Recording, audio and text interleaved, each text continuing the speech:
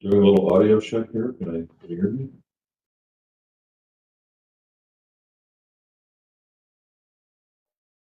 Hello, can you hear me? I can hear you. Can you hear me? Yes. Great. Good morning.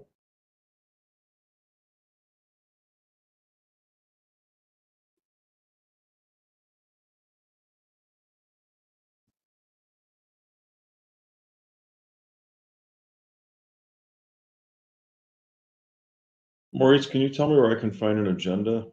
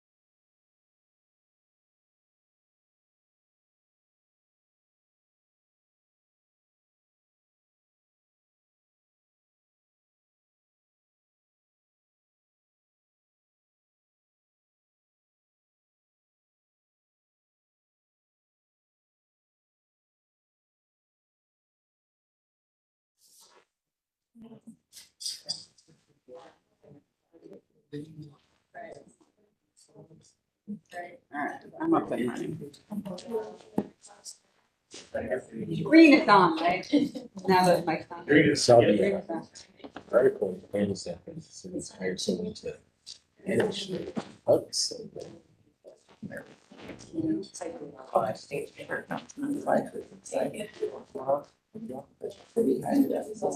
So, yeah, I think that, but it's not just this TV, it's not, What's it's not a that? stream and it's not on the. Well, I'm personally a believer that the one parents are wild. To the chair. It's less. Please drafting out those captioning. I'm happy for them. Like, look through the good, the No, I think bad. it's fine. So, yeah. Raising a child. But, Take it to the heart. My big thing is how come it's there, not there? Just here. Because it's by user, so the user has to turn it on for themselves. And so that's. I just wonder if the audience wanted to see it, but. Yeah, you're right. Just somebody can do it. Comparable stuff, like, we need to think about all that stuff. I just see stuff that. Maybe on pretty Yeah, big. but too, and how it might connect to natural parks or other. Oh, that's what we're saying. It should be influenced, it should be. Well, without it. Without question. All right, let's call the meeting to order, and the director's gonna read the preamble. Good morning, everybody. We have a very full agenda today, so that is gonna be Yes, a lot of I got checked. review for today. I'm gonna go ahead and read the preamble. In compliance with notification requirements of Ohio's open meeting law and section 101.021 of the codified ordinances of Cleveland, Ohio, notice of this meeting has been publicly posted. All boards and commissions under the purview of the city planning department conducts its vote according to Robert's Rules of Order. Actions during the meeting taken by voice vote, any vote due to a conflict of interest should be stated for the record prior to the taking of any vote. In order to ensure that everyone participating in the meeting has the opportunity to be heard, please use the raise hand feature before asking a question or making a comment. The raise hand feature can be found in the participants panel on the desktop and mobile version and activated by clicking the raise hand icon. I'm wondering if someone can close the self view. Please wait for the chair or facilitator to recognize you and be sure to select unmute. And wait for the chair to call on you before you speak. When finished speaking, please lower your hand by clicking the raise hand icon again and mute your microphone. Skip to slide. All meeting activities being recorded via the WebEx platform. These proceedings are also being live streamed via YouTube. All requests to speak on a particular matter submitted through proper channels have been considered. We've also received emails from those who have provided written comments on a particular matter. Proper channels for comments are listed below. Communication with members of this body must follow proper channels for consideration. Any comments received by the stated deadline are collected by city planning staff and disseminated to the commission members prior to any scheduled meeting. You can see the proper channels for public comment on the screen below. Thank you. Thank you. Michael, can you call the roll? Anthony, Present. Downing, Present. Fluker, Present. Curry, Present. McCray, Scott, Present. Slight. Present. And Chair, we have one. First meeting, we're all here physically I gotta present. Oh, no. All right. First matter is to approve the minutes from the May 6th, from the previous meeting that was not May 6th. This was April 21, 2023. We have the minutes here. We have them in advance. If there are any questions or comments before we ask for a motion.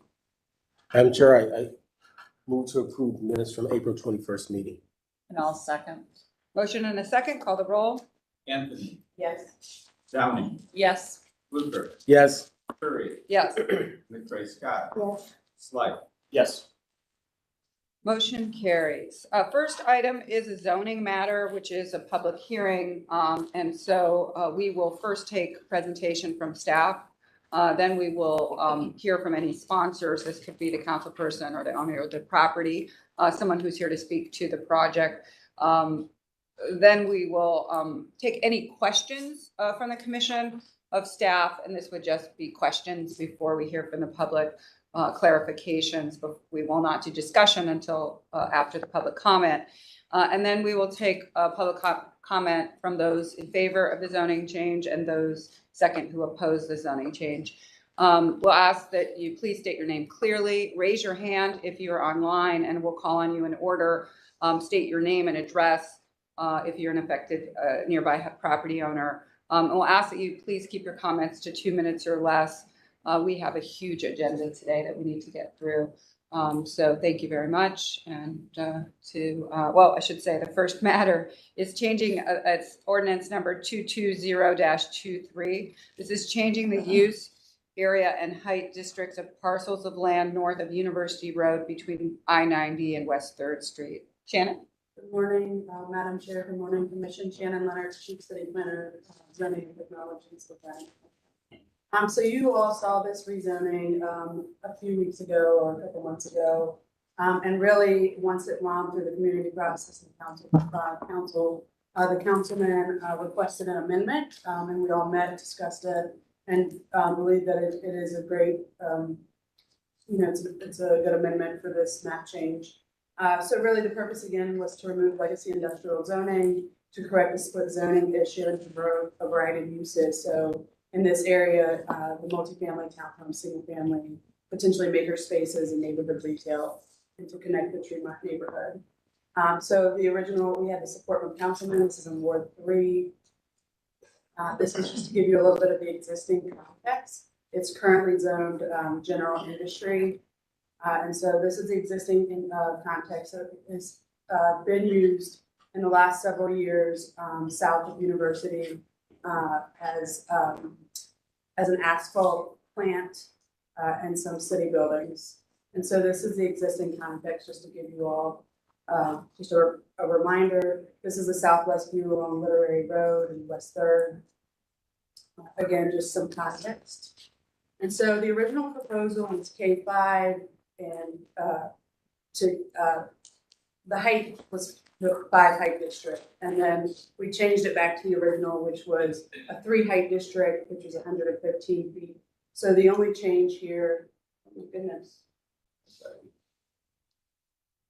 The proposed amendment is taking it from K3 to K2, and then extending that water course setback at your request, but also a further request during the Development Planning and Sustainability Committee along the northern portion of this property that is adjacent to the river, but then also along the ODOT property. So across that entire parcel rather than just that corner.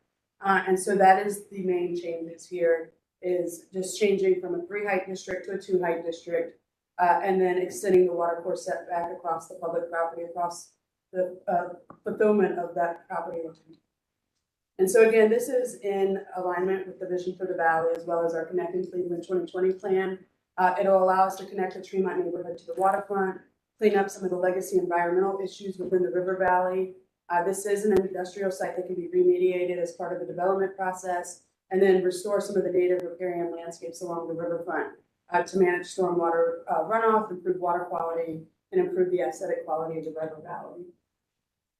And so again, the proposed zoning here is to be limited retail K2, and just some existing context. And then just reminding you all about the water course setback. What is that? It's a required yard space in which no structures may be located except where specifically allowed. It's indicated on our building zone maps of the city from the property line. Variances are possible with the water course setback, and it takes precedence over all other setback regulations for the rear yard requirements.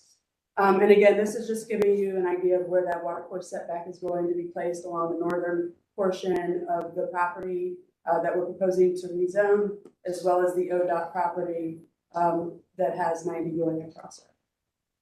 And then the urban form overlay along the property itself, along West 3rd Street, is really to promote a walkable area when this area is redeveloped, make it pedestrian friendly, and just a better overall form and development.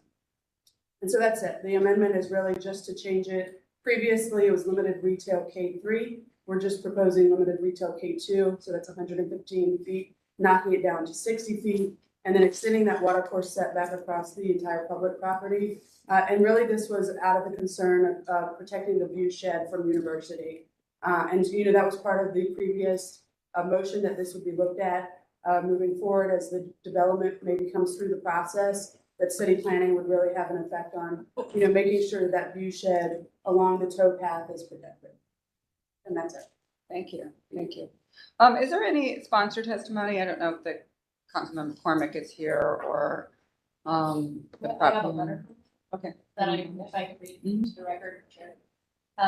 The letter reads, Director, I support this moving forward with the caveat that the City of Cleveland, Planning Commission, and other entities preserve the integrity and view sheds of the towpath trail along the duration of the parcel in question.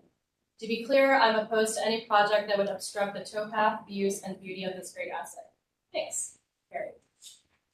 Okay. Anyone else the sponsor of the project or the owner of the property? Okay, I don't see any hands raised. So now we'll open up the public comment portion of the public hearing. So anybody who would like to speak in favor of this matter, proponents of the zoning change here, or raise your hand. I don't see anybody. So now we'll take any public comment from anybody opposed to the zoning change. Or anyone who has a question. Okay, I don't hear anything, so I'll close the public portion of the hearing and ask commission members if they have any question or discussion.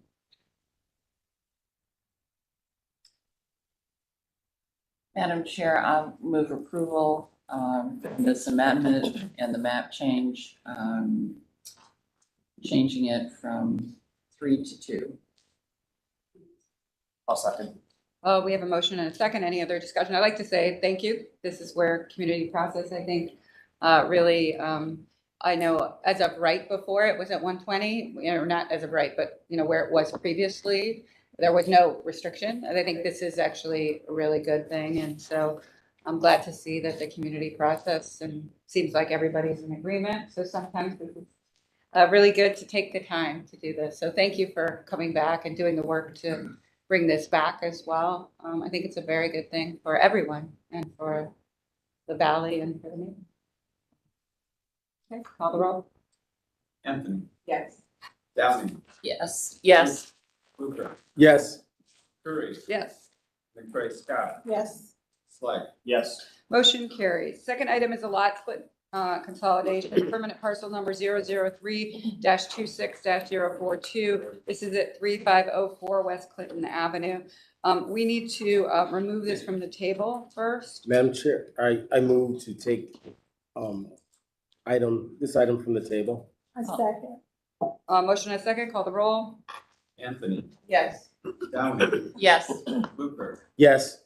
Curry, Yes. McCray Scott, Yes. Slegg. Yes. Okay, it's removed from the table. Is Dan here to present this? He's I see him. there.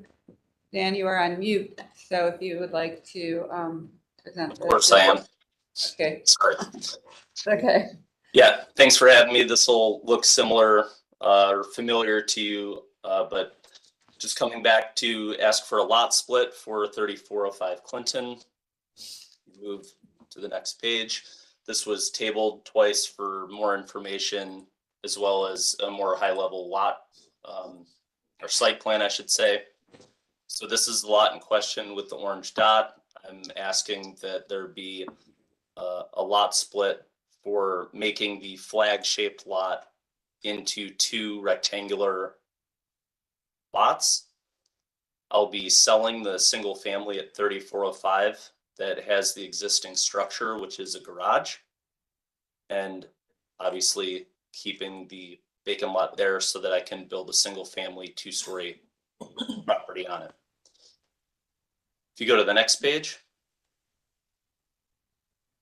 these are the 7 lots that are currently existing on the block immediately to me. The lot that this would create would be the second largest of 8. 6 of the other 7 lots have structures on them. So this would not be irregular from the immediate lots that are on the block. Although it would be considered a substandard lot, just like all these other highlighted lots. Next page, if you could. Here's all the records of the lots.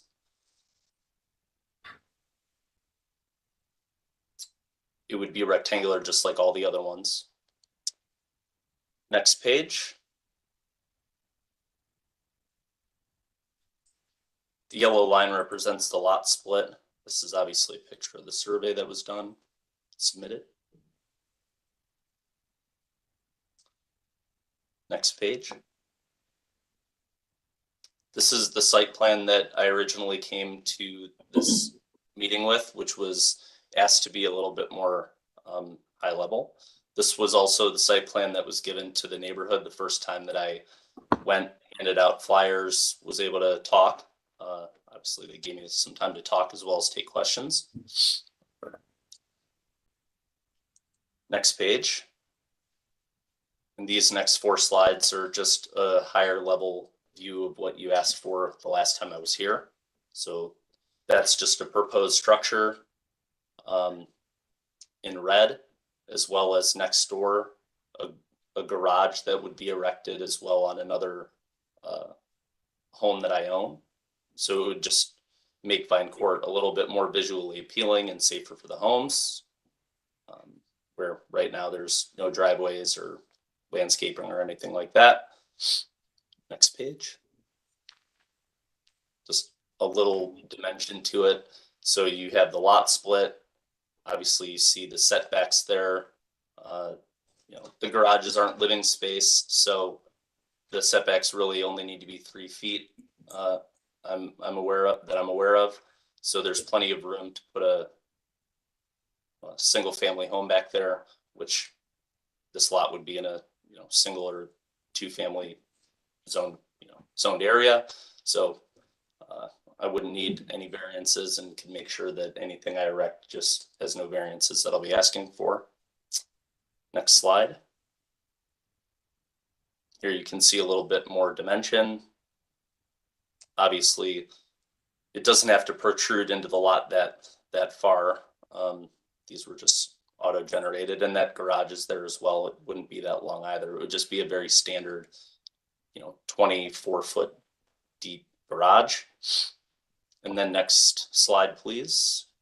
This is just a street view of Vine Court. So these you wouldn't be able to see from Clinton, from 32nd, or from 38th. And obviously you see some landscaping and some driveways, just a little bit more visual appealing than what is currently there. And next slide. And the next are just pictures of the current lot. So you can see how much of a change it would be, but the rest of the presentation is just pictures that I've submitted in the last 2 times I've been here.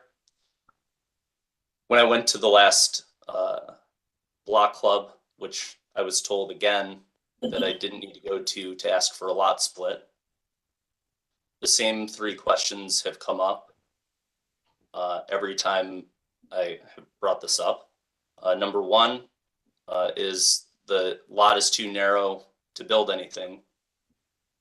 It's not the case. I could put a 30-foot wide property there. That's plenty wide for a structure.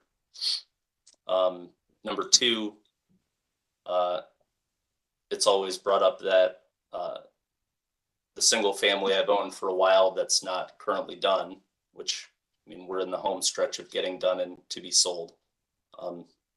So I'm very happy that we're almost there. And then number 3, the neighbors will always ask about a piece of flashing on the other property that I own. When there were high winds, there was a lot of noise being made. Those 3 things are always brought up, and it's never actually about the lot split. So, just giving you a little update of what comes up at these meetings, even though I'll have handouts and I'm showing them exactly what I sent to you or showed you here. So that's all I have as an update, and I'm just asking for the lot split to be approved, and that's it. Commission members? Any questions or comments? I do see a hand raised. So I will allow public comment for this or questions. Alex, you would like? Yes, good morning, Madam Chair. My name is Alex Frondorf. I live at 3300 Clinton Avenue, which is directly across the street from this property and the proposed lot split. I will keep to my 2-minute time frame here. In his 2023 State of the Union speech, Mayor Bibb said that his administration would go after predatory property owners and out-of-town investors who have no regard for the community. That is what we have here. Mr. McCarthy is an out-of-town investor who bought this property on August 6th, 2019. That's 3 years and 9 months ago.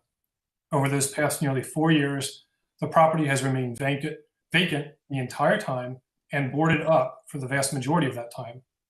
For nearly 4 years, our neighbors and community have had to contend with vacant, boarded home, unkept yard, overgrown with weeds and trash, much like the images that you see before you on your screen. As a comparator, the property directly next door, 3401 Clinton, was purchased on April 29th, 2022, in a worse state of disrepair, fixed up, and sold within 1 year. It is the backyard of this newly renovated historic home that the applicant wants to sell off.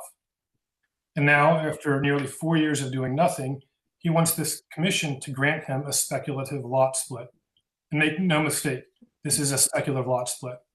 After the commission tabled his previous request on February 3rd of this year, he emailed the Block Club on March 9th of this year with the plan he has presented to you this morning.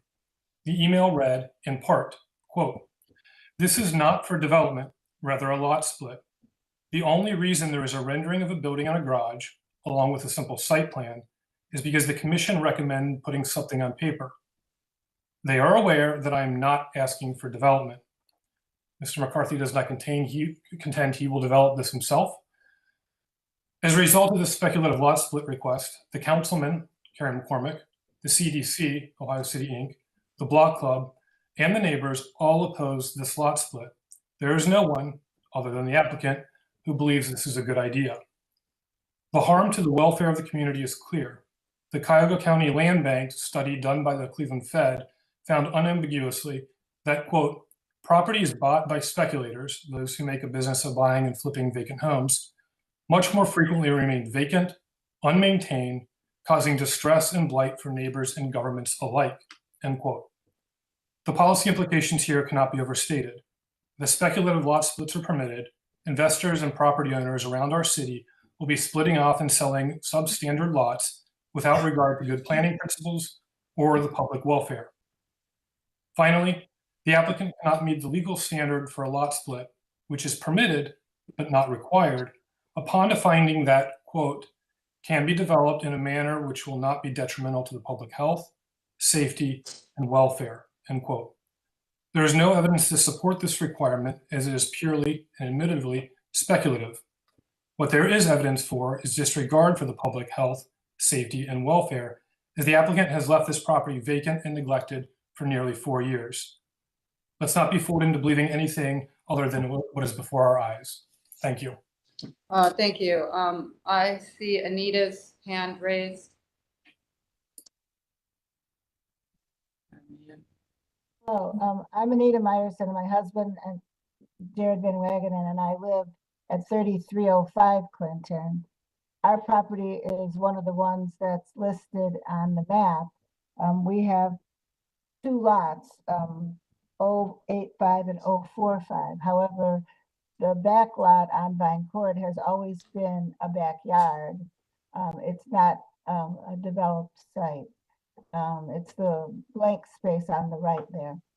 And we bought our house in 1990. The people who lived there before us for at least 10 years had that as a backyard. We bought our house with it as it was in harmony with the house next to it, which had a property going from Clinton to Vine Court.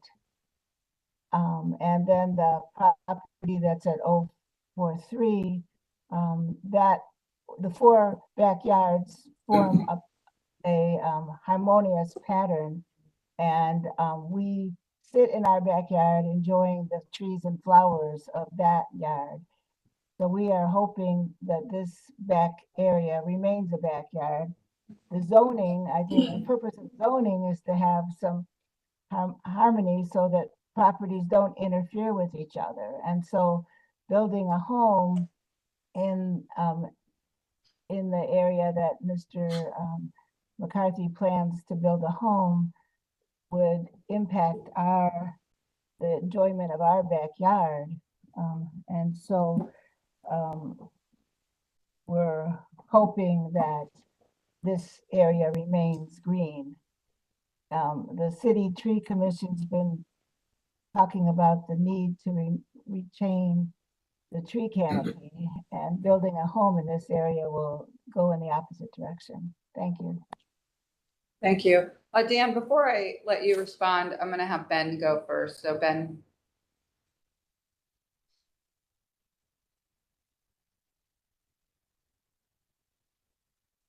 Are you on mute, Ben?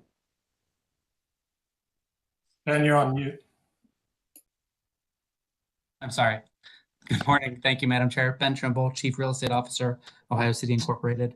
I'm sorry, I'll keep my comments brief. I do truly worry about the dangerous precedent this sets when we have investors and speculators who come in, buy vacant homes, do no work to them for 4 years, and are rewarded with a speculative lot split for a property that they don't intend to develop. I think that we've been on record as a pretty pro-development organization in Ohio City. We've permitted pretty dense, incredibly urban development in our neighborhood. We've permitted thousands of units in this neighborhood, but I do really worry about the kind of land run that will happen if we start granting speculative lot splits in the backyards of every vacant home that exists in this neighborhood. Thank you very much. I won't take up any more time, but we do object to this for those reasons. Thank you. All right.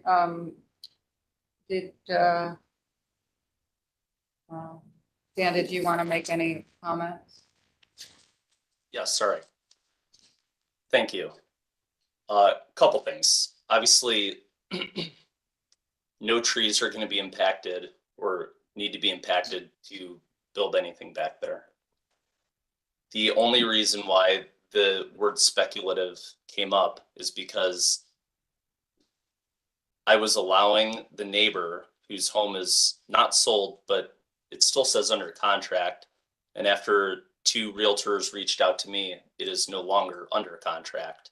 I was allowing that homeowner to have the option of purchasing the lot or using it to sell the single family home.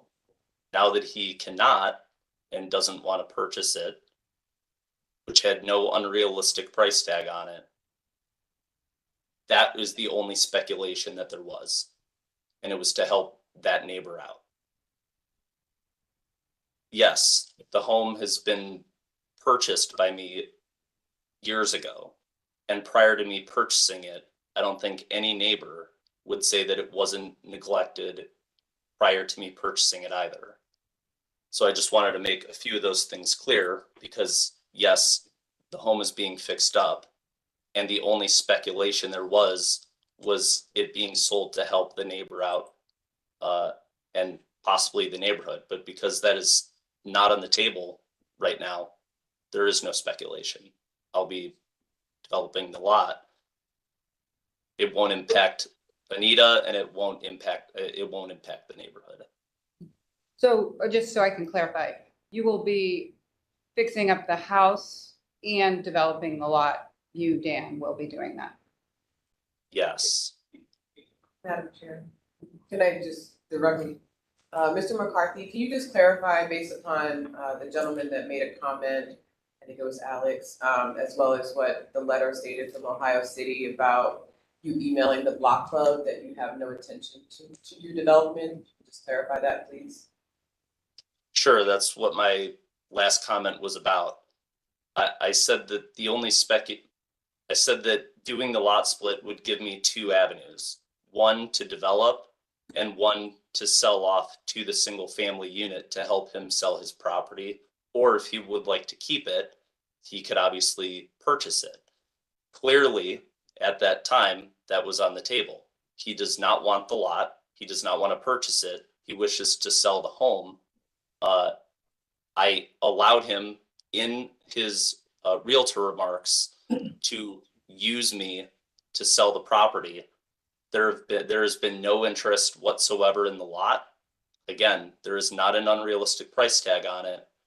And furthermore, it is no longer on the market.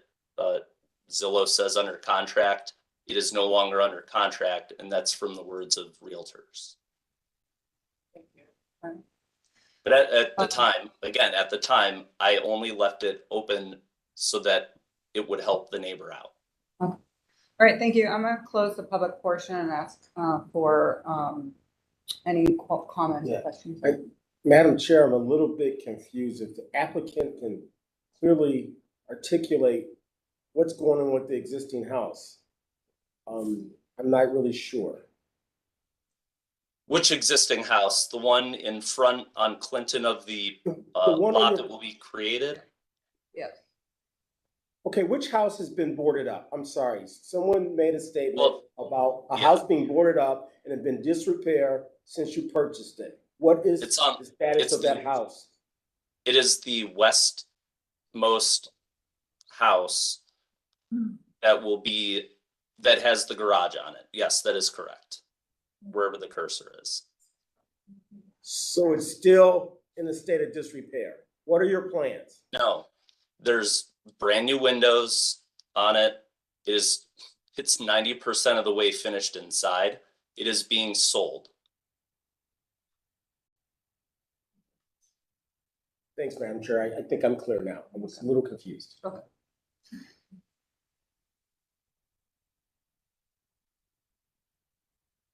Any other questions? or I'm comments? so I'm back and forth on this, I have to admit, because I feel like there's two rhetoric on the comments on this can be kind of put into two categories.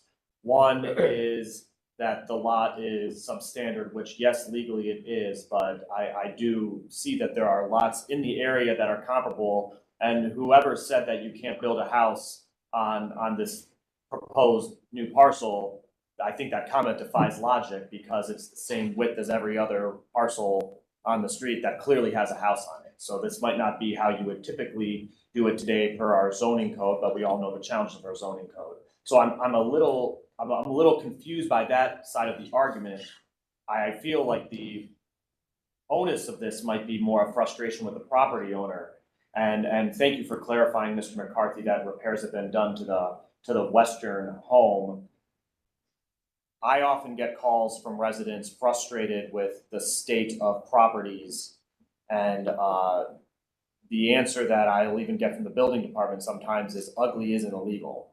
So having a boarded up house is not illegal. That's actually the code. Having a house be vacant may be frustrating, but it's not necessarily illegal. So do we know, were there actually building code violations issued against this property? Were there health code violations issued against this property for accumulated garbage? Because to me, there is those are against the law. However, being frustrated by a state of property does not necessarily cause those laws to kick into gear. There was one. There was a crumbling fireplace in the home that was taken out.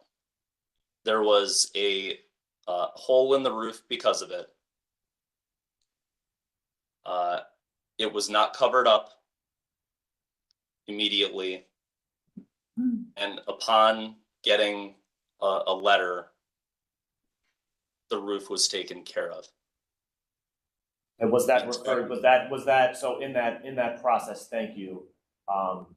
Was that ever referred to housing court, or was there ever, if you were issued a citation, was the citation complied with, or was there additional prosecution or additional citations? It was complied with, inspector went out, and it was closed.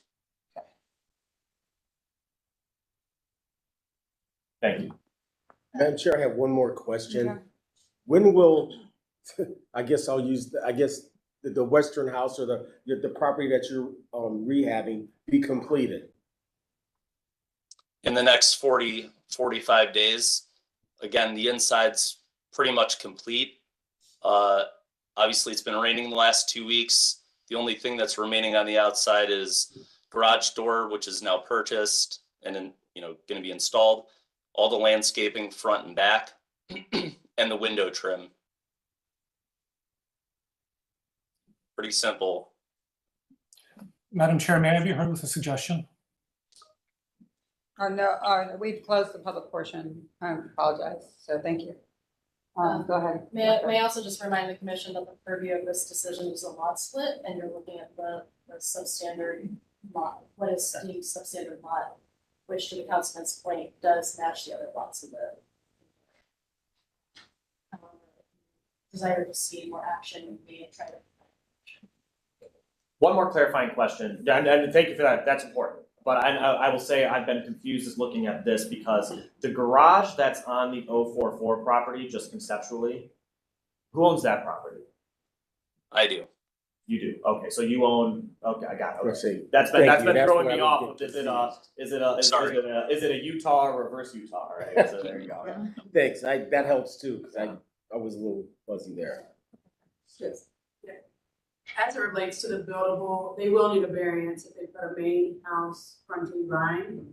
There's windows on that side to the garage, because they're supposed to be, you're not supposed to park a car within 10 feet of a buildable living space. And there will be significant public process around the design of this and the zoning regardless, right? Housing design. Could I ask a clarification on that? Yes. A variance solely for a window or a variance like a firewall because it's next to a garage? I can't answer Okay. firewall questions, but as it relates to the zoning variance, garage, placing a main house 5 feet off the property line meets the interior side yard, but if it's adjacent to that garage, there needs to be 10-foot space. Madam Chair, just another clarifying question to either to Director or Shannon. So based upon, your just comment about the substandard lot in our purview.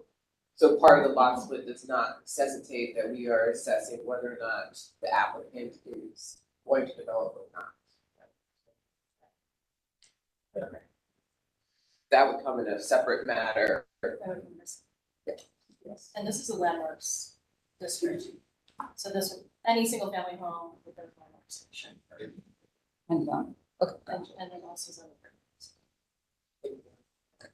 All right, Madam Chair, I move to approve of the request as discussed herein for permanent parcel number 003-26042. Do we have a second?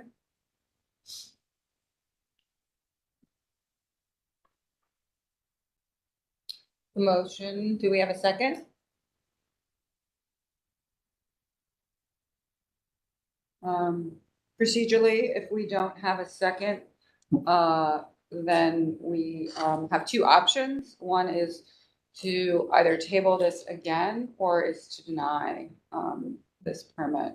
Those are our only two options. Unless there's an additional motion with conditions. I'll need a motion. I'll second. You I'll second second August. August, okay. So we have a motion and a second. Can we call the roll? Anthony, Yes. Downing, No. Fluker, Yes. Curry, Yes. McCray, Scott, No. Slash. Yes. Motion carries. Next item is a design review matter. It's the proposed demolition of a one-story building, 2023-004. This is at 12507 Lakewood Heights Boulevard. I don't know where that is, which is really unusual because I usually know all streets. Greg, I'm gonna need to swear you in and just It's above curious. Lakewood. Wait, it's where? Yeah. Lakewood Heights. Well, Where's that?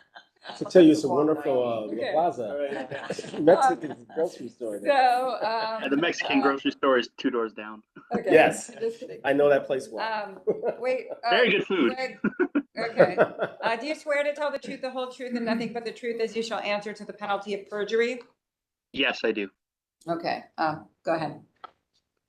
Well, thank you everybody for taking the time to meet with me this morning here.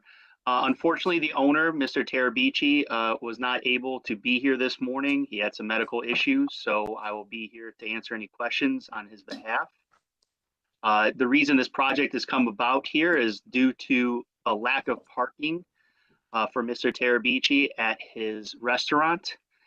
And in order to alleviate that, he has actually gone and bought the 2 buildings next to his building and is planning on knocking them down and putting in parking spaces. I'm not sure if, I guess the one person is familiar where this is here with the Mexican market. I'm not sure if we have a closer aerial view, but basically there's a bar, there we are. There's a bar, Kelly's Pub. There's also a Mexican market and a few other apartment buildings around here. And as you can see, there's quite a bit of business going on here, but not very much parking. I don't know if you can go to the next slide or the second. Oh, there's the front view there. So right behind the red van there are the 2 buildings that are being demolished or taken down in order to make room for more parking. And I don't know if I have the aerial view with the plans for what the demolished buildings. Oh, there's the building from the back and the interior. Thank you very much for changing this here for me. As you can see, the inside of the building is nothing to write home about. It has been vacant for a very long time and really isn't serving him any kind of purpose here. So unfortunately, he needs the parking more than he needs the rent check. So is it possible to go to the plans, the second page? One more. Yeah, and I would also like to note that Yes. there are 2 cases, including the parking lot expansion. So if you don't mind, we're going to have to take 2 motions, but I think it's helpful for the commission to hear the plans. So go all the way through and then we'll take 2 motions. Yes, that's why I'm starting with the demolition, and the next page will kind of show what's going to be after the fact. Okay. So from this page here, you can see the buildings to be removed. I don't know if everybody can see that there, but the ones in the middle. And his restaurant actually is in the very front right along Lakewood Heights Boulevard. And as you can see, he does have some existing parking, but it is very, very limited. And also it is very, very difficult to get out and in, especially going out onto Lakewood Heights Boulevard. So what we're hoping is by removing these 2 buildings here, not only will we gain parking, but also alleviate traffic going into Lakewood Heights Boulevard by having it come onto Woodsley Court, as it does at the Mexican market and also at Kelly's Pub. So I don't know if you can go to the next slide and we can see this is the proposed new parking lot here. The changes that you see here are with the input of everybody at the Far West Design Review. And in that, we have added a tree here and also a little bit of mulching at the front as they requested. And in terms of all the other suggestions, they also made sure to ask about where the dumpster is going to be located. And we located that behind the building where it is right now, as to keep it away from the street and in a good place out of the way. Not to mention, we also are going to be adding more lighting in the back. Although the front is already well illuminated as is, we'll also continue that throughout the entire parking lot. And as you can see, the difference in the flow of traffic, instead of people backing out or having to go onto Lakewood Heights Boulevard, you're able to pull in and pull out onto the alleyway, which is much safer and able not to back into a main drive or back into each other, if you will. As of right now, the space in between the buildings does meet the minimum requirements, and it is far, far better than what the existing is. We also made sure that we have ample space here for the handicap parking and also space next to it in order for people to get in and out. I don't know if you can go to the next page here. I'm not sure if it shows it on this one here. Oh, there we are. It describes what kind of tree that we're planting. That was input given by Andrew from Lakewood Alive about what types of trees they wanted to see there. So we followed that as well. Excuse me. And also, we made sure to have all the drainage shall be kept within the parking lot, which will alleviate any kind of water that will be going onto the street. And we will be tying into the existing, which has been approved by the building department thus far. Other than that, it's a pretty simple kind of plan here. Take down the buildings, make a flat surface. So I believe that my presentation is kind of done here. If you have any questions, please feel free to ask.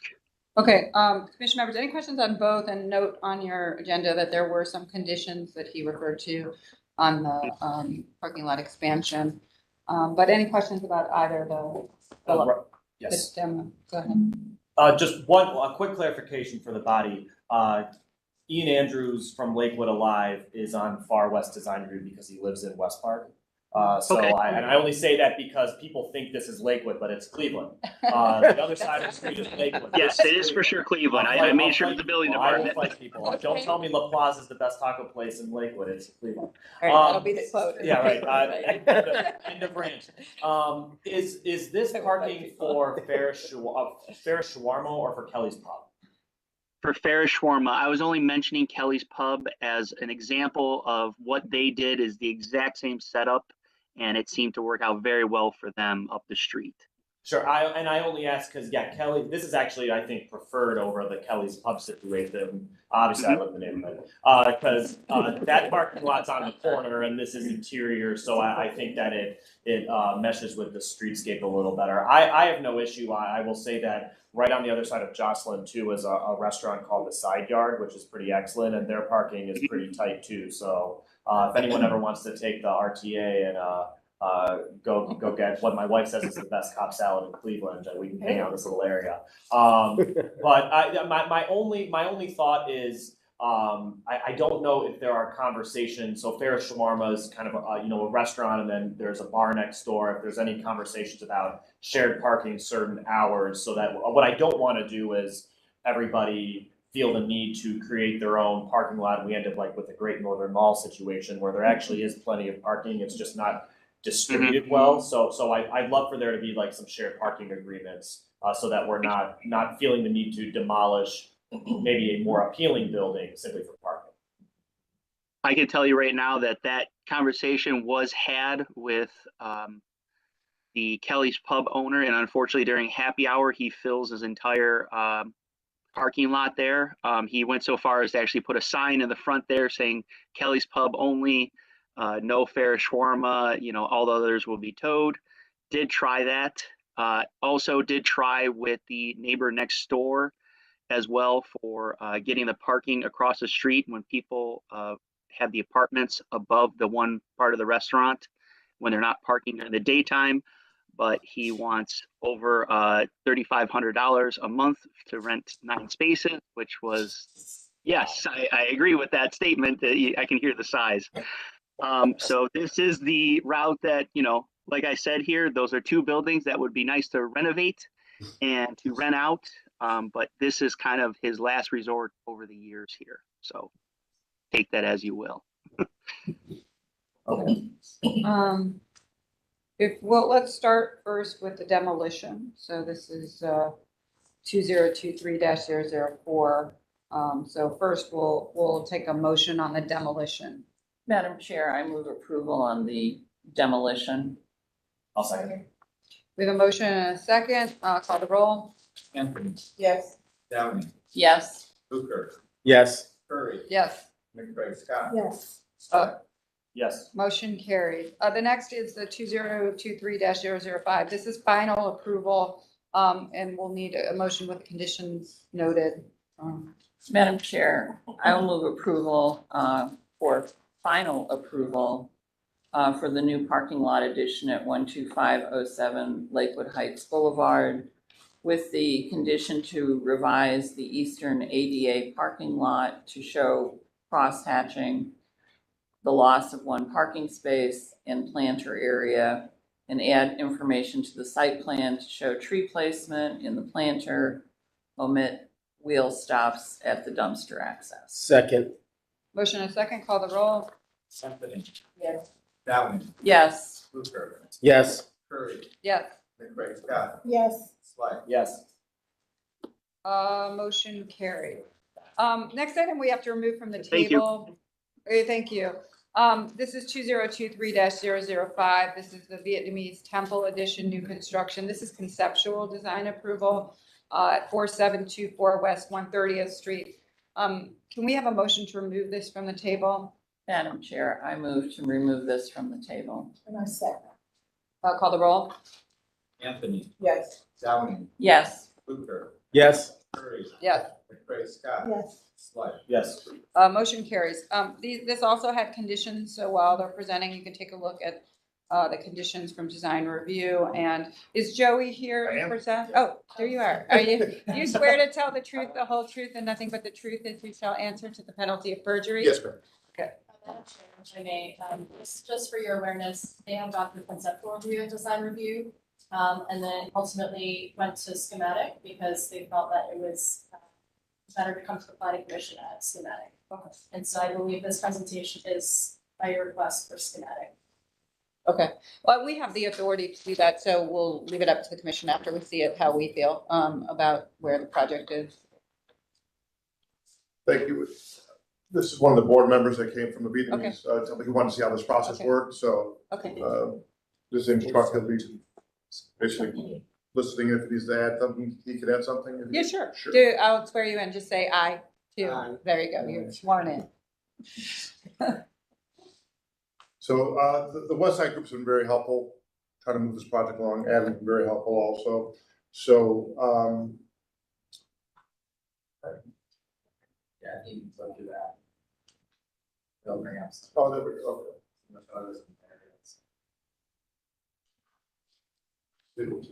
Okay, so this is the existing temple that's on West 130th right now. This is the existing housing they have, which they own both those properties, that we want to build an addition off of this existing temple and removing the house. So that house will be demoed, and then this will be from here, so it'll look identical. But we can ask questions if we don't, if we want to. Yeah, Madam Chair, Go I'm ahead. sorry, to the applicant. How far south is this on West 103rd? Like, So this is between 71 and 480, it's closer to 480. Go back to the 71 next and slide. 480 is a pretty big Here. stretch. Here. Okay. How close? It's like pretty just a couple blocks off of 40.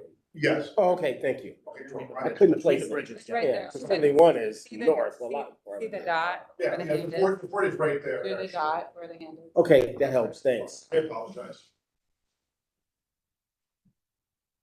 So 480 would be down here, 71 of course up there. So this is the front of the existing temple,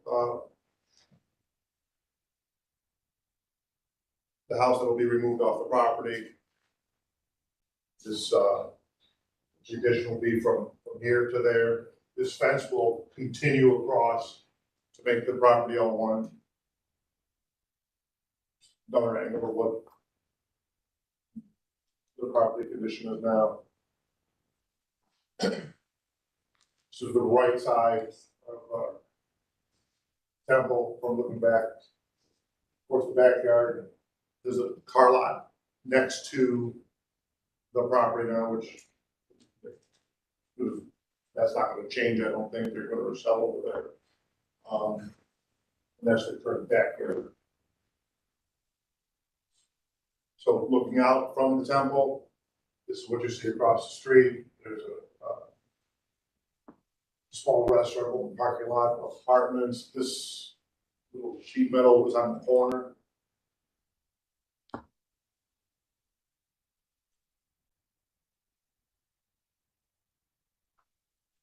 So that is the plat plan of the current temple. And we're coming right up there with that from the. And here's our conceptual layout. So again, there's the temple, an office, the assembly hall would be here for the use of the property. I'm sorry, this is assembly hall. And this would be living quarters, two stories of living quarters here. So this is about 4,000 square feet. This is about 2,000 square feet for living quarters. Initially, we had parking here and close to 130th, and Westside Design asked if we could, put more green space here to try to, because the city eventually wants to always make the area look nicer. So we removed these we put some green space in there. So we have this parking here. There is parking off the existing the Temple and office already, and then we're gonna add parking behind.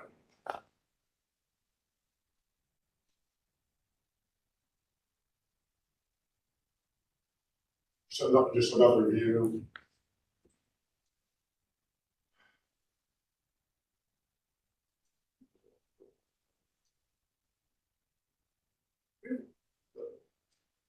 Formation views of college. I thought it's color. I think it's color elevation views. So this is kind of what this will look like from the street view. These will, if anybody has seen the existing temple, it has a lot of heritage built into it already. So we're going to continue that with the new addition. This currently has, it's sided currently. We're gonna put some kind of stucco across the front or drive it, paint it white, and just continue siding on the other side also.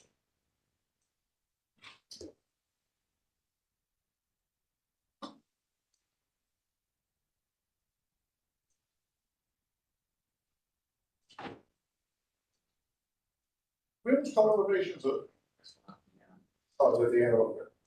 We did not need these. Keep going, fast. Oh, yeah, you need these, right? No, we don't need them. Right, no, Keep going. no, There you go. There you go. That's what I'm looking for. Yeah, it's good. There you There you go. go. Thank you. That's what I'm looking for.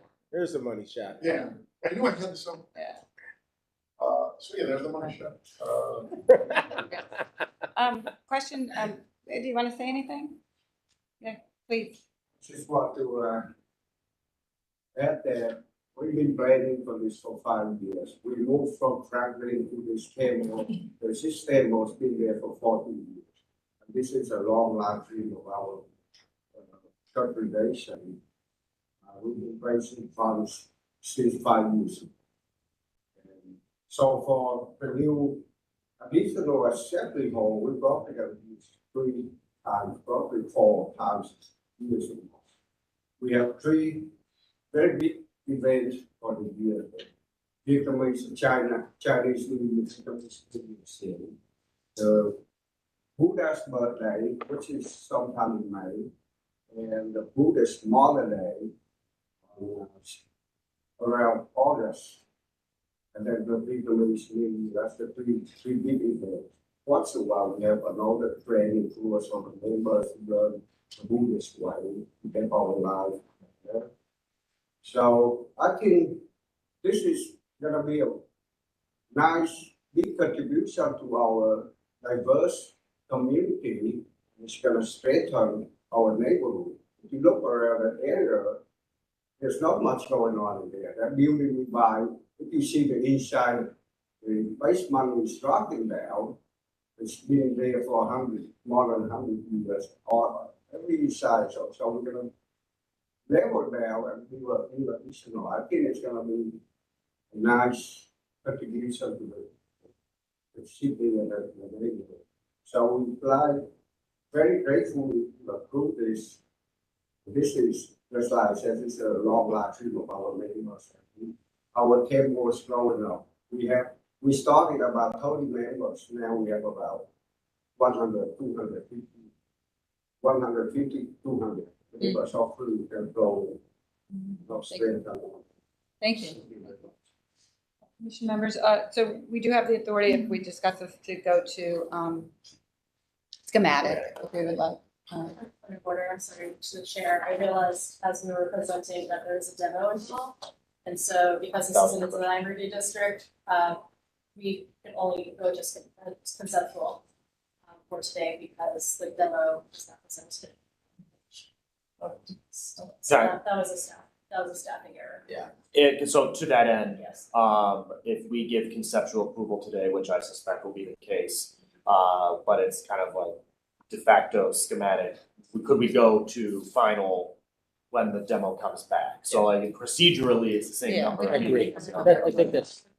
We could add that to the condition. Yeah, I appreciate, and the demo actually, this is gonna be We built. don't need to see it. Boom, done. We don't Okay. need to see it. Not talking. We're good. Thank you. Less is more today, I get that. Yes. Less is more. I'll say, I think this is great, this, you know, as far as kind of the sub-neighborhoods of West Park go, we call this between the bridges, because it's kind of framed by railroad tracks, it almost kind of operates as its own little island, there's kind of only one way in, one way out, so I know it's been a real passion point for Councilman Casey on this stretch of 130, and so I think that having this will help support the congregations for additional investment, I think is really good thing. I think it's awesome. I was raised just north of here, West 130th and near the First District Police Station. So it's nice to see diversity of what's going on along West 130th. Because that's a really tough street. Yeah. To think about it. Was that a motion? Yeah. So I'll Okay, I was move gonna. conceptual approval, including the,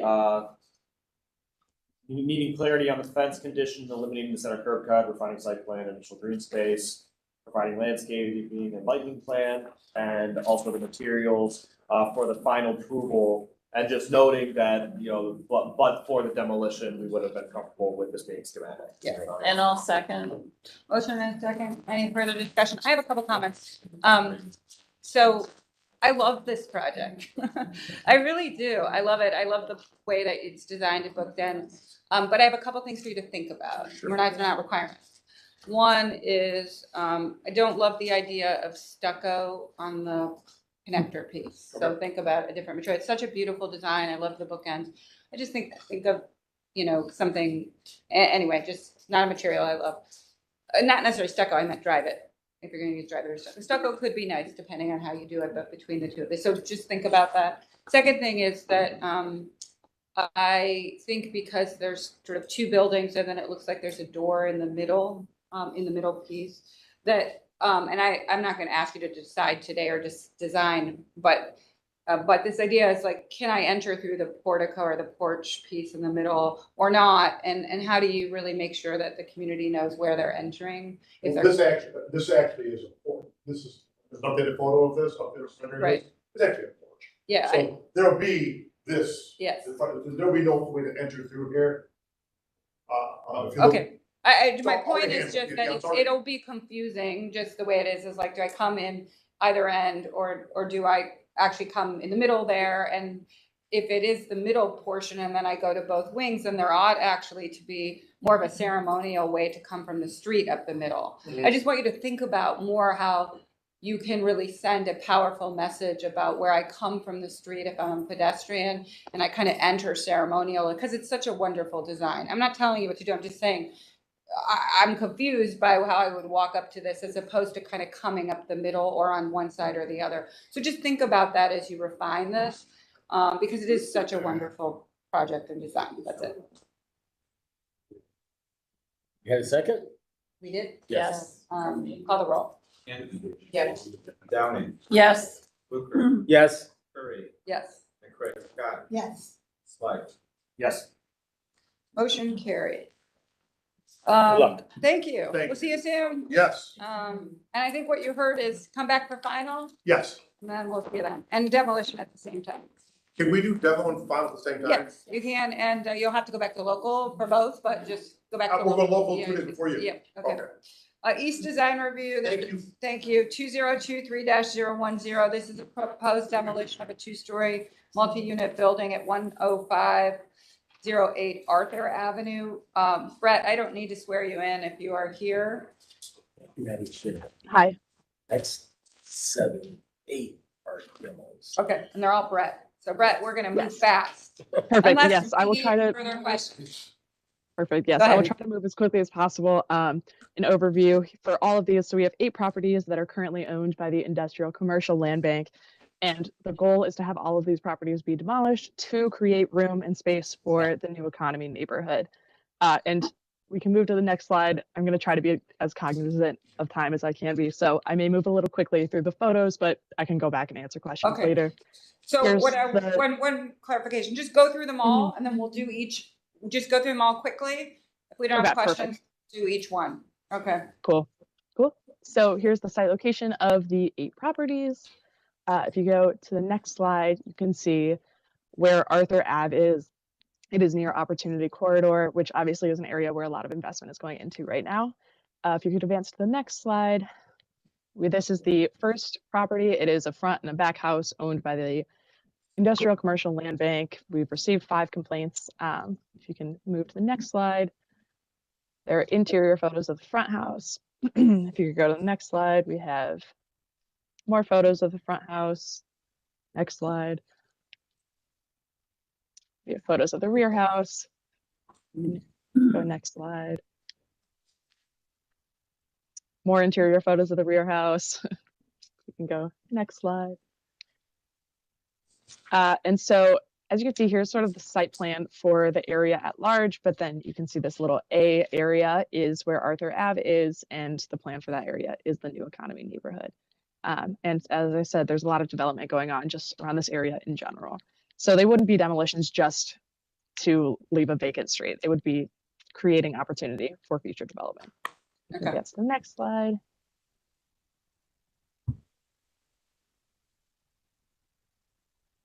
Next slide. Next slide. So this is 10518, also owned by the Industrial Commercial Land Bank. You can go next slide. It is. It's Interior photos. I got that. Yes. More interior photos. Advance. That property. We can go to the next property. We have 10612 Arthur, also owned by the city. 2 complaints. We can advance. Next slide. Yeah, they do. Interior photos. Go to the next slide. Okay, then next slide. We have 10512, also owned by the city. Advance to the next slide. Interior photos, lots of illegal dumping and debris. Next photo. More interior photos. Okay. Go to the next slide. Again, same site plan. Next slide.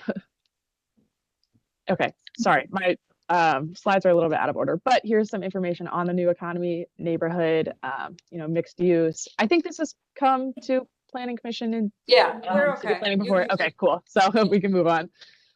Next slide. We have 10617. Next slide. There's exterior photos, interior photos. Can advance. Right, then we have 10528. And exterior photo. If you can go to the next slide, we have some interior photos. Can advance again. More photos, including some exterior photos. Advance. All right, then we have 10718 Arthur. Next slide. Yeah, still owned by the city. There's the exterior. Go to the next slide. We have some interior photos. So I can advance again. And we have 10600 Arthur. Exterior photos, front and back. We go to the next slide. Interior photos. Next slide. And that is all of them. Okay. Madam Chair, I move to approve demolition of 10508 Arthur. And I'll second. Question, are we able to vote on these as a slate or do we have to get some? Unfortunately. Okay. You can pass some ordinance in city council to allow us to. Anthony. Yes. Downey. Yes. Hooker. Yes. Curry. Yes, Ray Scott. Yes. Slight. Yes. motion carries. Great, thank you all so much. I move approval for the demolition at 10518 Arthur Avenue. Second. Motion and second, call the roll. Anthony. Yes. Downey. Yes. Hooker. Yes. Curry. Yes, Ray Scott. Yes. Slight. Yes. motion carried. Move approval for the demolition at 10612 Arthur Avenue. Second. Motion and a second, call the roll. Anthony. Yes. Downing. Yes. Fluker. Yes. Curry. Yes. McCray Scott. Yes. Slight. Yes. Motion carries. Madam Chair, I move approval for the demolition at 10512 Arthur Avenue. Second. Motion and a second, call the roll. Anthony. Yes. Downing. Yes. Fluker. Yes. Curry. Yes. McCray Scott. Yeah. Slight. Yes. Motion carries. Madam Chair, I move to approve the demolition of 10617 Arthur. Second. Motion and a second, call the roll. Anthony. Downing. Yes. Fluker. Yes. Curry. Yes. McCray Scott. Yes. Slight. Yes. Motion carries. Madam Chair, I move approval for the demolition at 10528 Arthur Avenue. Second. 2 seconds. Motion, call the roll. Anthony. Yes. Downing. Yes. Fluker. Yes. Curry. Yes. McCray Scott. Yes. Slight. Yes. Motion carries. Madam Chair, I move for demolition of 10718 Arthur Avenue. Second. Motion and a second, call the roll. Anthony. Yes. Downing. Yes. Fluker. Yes. Curry. Yes. McCray Scott. Yes. Slight. Yes. Motion carries. Madam- Chair. Madam Chair, I move approval for the demolition at 10600 Arthur Avenue. We have a motion. Second. 3 seconds.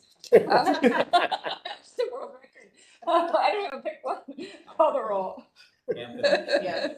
Downing. Yes. Fluker. Yes. Curry. Yes. McCray Scott. Yes. Slight. Yes. Motion carries. That's a world record right there. I just want everyone to know. And Madam Chair, before Brett logs off, there was I think it was in Signal, a good article about how the city demolishes. And if you haven't had a chance to see it, I thought it was really useful because people get frustrated and they want to know why the city isn't acting sooner. So it kind of went through the legal process that the city has to go through to demolish properties we don't own, the properties with police power. So I thought it was a good read, and I just want to thank the Demo Bureau for kind of participating in that because I think it's useful to help.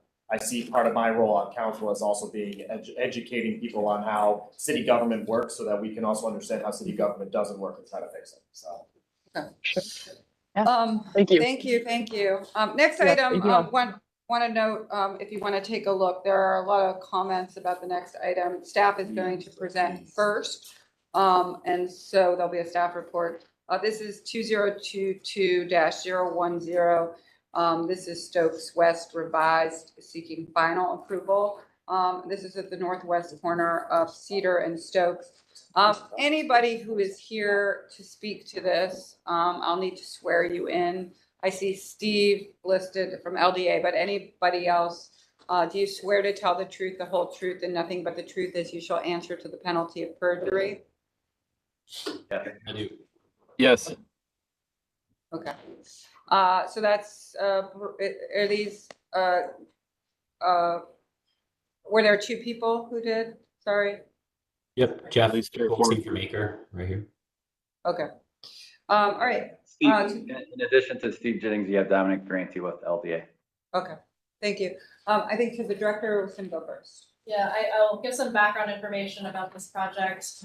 As you may recall, we reviewed this last year, 2022. They had received final approval on their design as well as a rezoning, which was a site-specific rezoning for their design. Since the development conditions have changed, they are coming before this body with requests for final approval for a revised plan. I will share that this committee recommendation was approved for schematic conditions, which is not written here, but it was approved for schematic.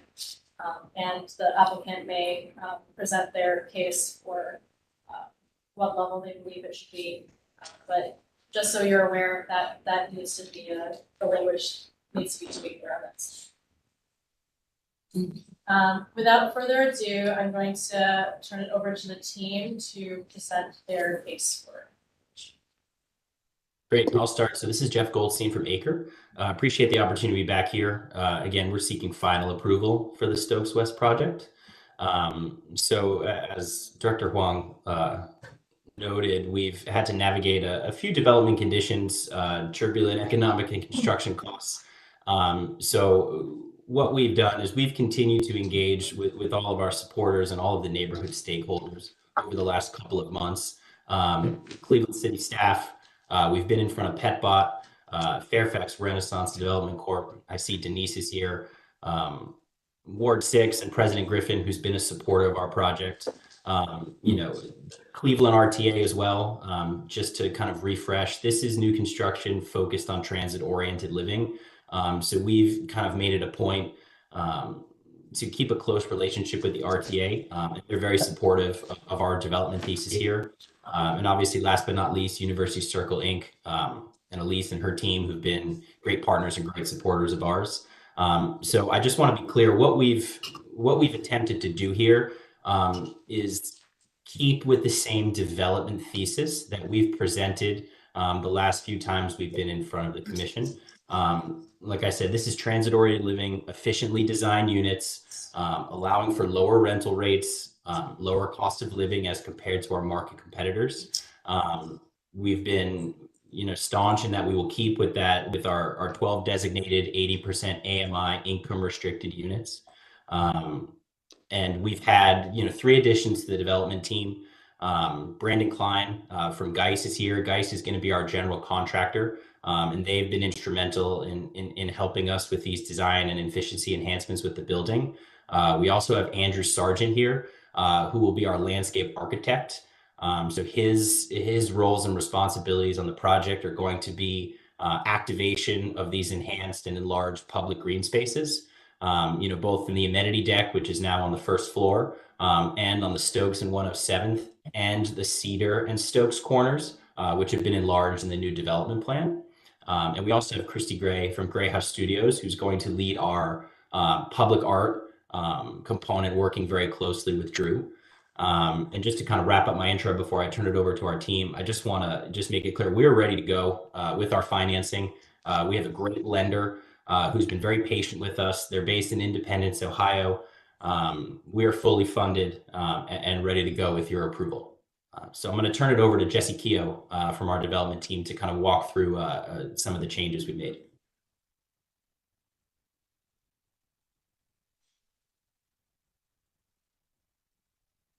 Jesse, I think you're mute.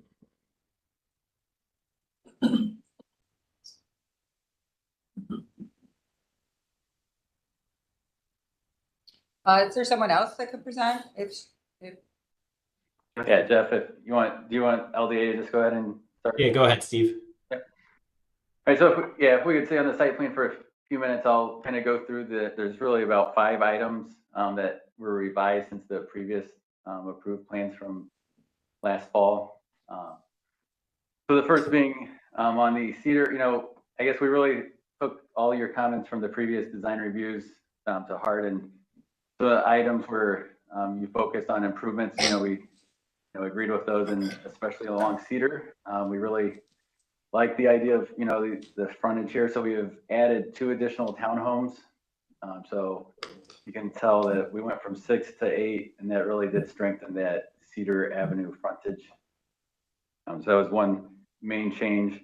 The second one is we reduced the height of the building from 8 stories to 7 stories, and also the length along Stokes was reduced by 50 feet. So the overall mass of the building did, come down a little bit, so it's a little bit smaller from an overall massing perspective. Dave, if I can just interject real quick on that note, one of the reasons for that change in the building massing and building had to do with Acres management and operations team. Logistically, with this project, it formerly had 2 buildings connected by an amenity platform raised on a deck. The intention of that for move-ins and move-outs and utility incoming services, et cetera, became a challenge for the property management team and operation of this building for the vitality of the project. And so being able to consolidate that and gain the efficiencies for staffing purposes and other management purposes pushed this to be one singular building. And then additionally, it allowed us to push the amenity deck down to the ground floor, to the streetscape, to the street, to interact with the pedestrian experience along 107th and to further activate that space. Yeah, so tying into that massing, as Brandon just mentioned, really allowed for the two corners to open up, which just gives more flexibility into that public art and landscaping component. I'm also on the 107th Street side. As Brandon mentioned, this is the exterior residential amenity, which came down from what was previously on, a roof deck. This provides more street interaction, and it's also allowed us to eliminate. There used to be a curb cut here for trash pickup, so that is now centralized and picked up kind of over in this area, but on site, not an additional curb cut for that. One thing about the amenities deck, if you recall, it was on the 4th floor, so we moved it from the 4th floor down to street level to have more engagement within the public realm. And the last benefit of the redesign was also we were able to add a total of 6 additional parking spaces from the previous configuration. 4 of those being with the townhomes and 2 in the surface parking. Go to the next slide. From a rental standpoint, everything stays the same as before. So we still have the 12 dedicated low-income restricted units. We also still have 66% of the units are furnished studios. The affordable rates at below the 80% AMI. And these are just, again, photos, relating back to that public art component. So the majority of these are just, updated renderings from this new proposed scheme. So that was the Stokes elevation. This is a closer view of the Stokes elevation. This is also on Stokes from the Cedar corner, so the south end looking north.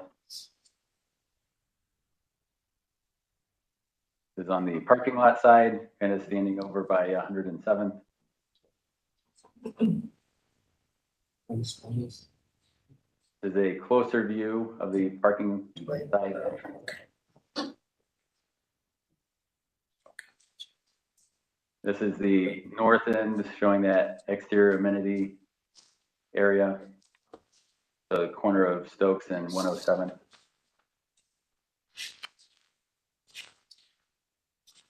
And then this is the Cedar Townhomes from the east side looking towards the west.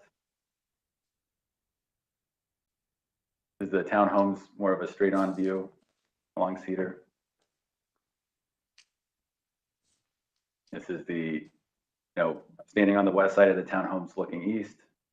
And as you can notice with the townhomes, we also divided and split the townhomes with 4 and 4. So again, it extended the experience of the townhomes along Cedar Avenue.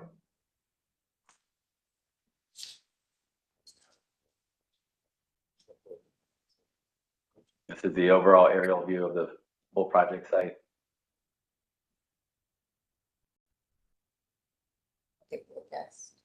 And the floor plans really stay very similar to the previous scheme. The amenity, interior amenity spaces are on the north side. The lobby, goes through the building from Stokes to the parking lot side. So planning wise, it's very much the same as previously presented. So you could probably just quickly go through the kind of typical floor plans.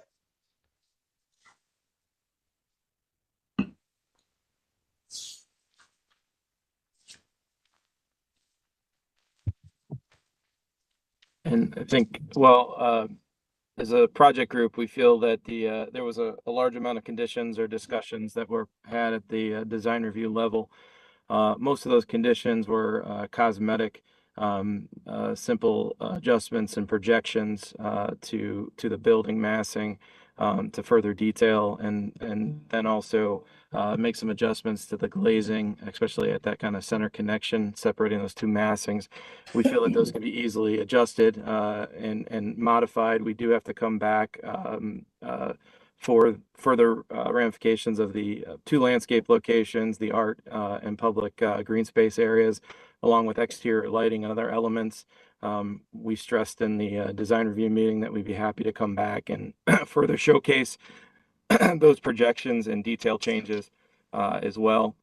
And, because of the fact that we're so ready to move on this project and that the formwork and building and site plan are set, that we would really strongly request final approval with the conditions that we'd come back. We also included some additional detailing of the landscaping there, but to come back with further details and representing that we have a large project that's going to take well over 20 months to construct, and a large portion of that has to do with site utilities, grading, and the podium superstructure that's required for the project.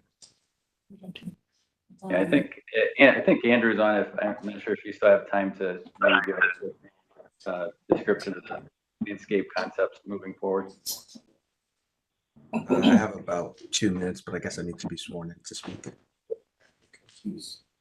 Well, if you're coming back with that, I mean, we're, Commissioner, I'm confused by. Yeah, I kind of have a procedural question. Yeah. Because I, just for clarification, the list of 7, 8, 9, 10, 10. 10.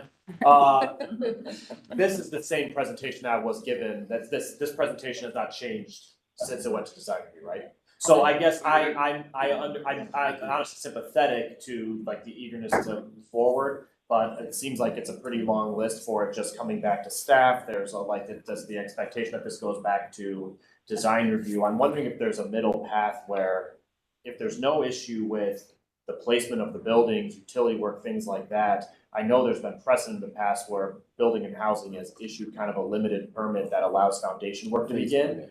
And what could our approval do that, we're gonna get an answer in a second. It's with the goal being that can work proceed while these things just get hashed out one more time, but we're not delaying the project for relative to the scale of the cost, what might be cost-wise a minor thing. So can I jump in here? Yeah. Is because as mentioned, the site-specific rezoning was very specific to the former site. And so not only is there design review required, there's a process that's needed to go through the rezoning. So Shannon can speak more to that process. They've been entitled under the former zoning with the project that they brought before you. So Shannon maybe can speak a little bit more to what's needed before they can pull the foundation permit. Good morning, Shannon Leonard, Chief Zoning Planner, State Planning Commission. So unfortunately, when we did the rezoning back in earlier this year or late last year, it was a site plan specific rezoning. So some of the rezonings you see are project specific, but they're not beholden to a specific site plan. This particular project was beholden to a specific site plan that's included in the legislation itself. With that, we gave them basically zone, everything was by right. So the site plan that you all adopted, that met all of the zoning requirements within that rezoning. So the reduction in parking, the setbacks, all of those things. Within that legislative piece under 333.02 is there's no change for amendments. You have to either pull building permits that reflect that site plan that was approved by Planning Commission and Council, or you have the old zoning. You have 2 years. They had up to 2 years to do that. Either their old zoning will go back into effect if they do not pull a building permit that meets that specific site plan within that 2-year period. And so now that they're coming back to Design Review and Planning Commission with a new site plan, even though it may be only modified where we added 2 additional units, or we're changing the footprint of the building, or we're moving the pool from the roof to the ground, it's still a site plan change, and that requires them to go back through the rezoning process. Or the former zoning, which was local retail C2 applies, which then gives them a host of variances, one of which includes front yard setbacks that the Board of Zoning Appeals cannot. So when are they going back? It's a question. When are you planning to go? Is it come to us or both? It would be, well, they would not be able to go to Board of Zoning Appeals with the site plan because Board of Zoning Appeals can't grant front yard setbacks. And this is a different site plan. Why So aren't we seeing this today with this? Why aren't we seeing this is the zoning matter today? Well, I'll defer to the director, but it really, it's a process issue. I was not aware of this project until just a few days ago. Right. You know? Right, So- so, yes, so this, the applicant sent the project to Rick Riccardi and Building Council for the zoning review. But on the zoning review, it was not written down that it's a site-specific piece of rezoning. And so because it's a site-specific rezoning, that specific site plan is attached to the zoning. And so we verified today with Rick, as well as law yesterday, that this indeed does need to come with the rezoning. So, you are able, if you like the schematic, you can probably grant that on the condition that they come back with the rezoning with the site. I think we have an idea here, I think to help them and then also to move this along, if we all feel this, which would be to actually potentially, I'm just throwing this out there, table this date certain 2 weeks for you to meet some of these conditions and come back in 2 weeks. And at that time, we need to hear the zoning and the design review at once, potentially even for final approval. And I would suggest that they go back to local in those 2 week period and just come back in 2 weeks for everything you need. That is probably your best line of defense here. Go ahead. I think that's a good approach. I guess my question is more on the zoning side. We can hear a zoning issue prior to introduction.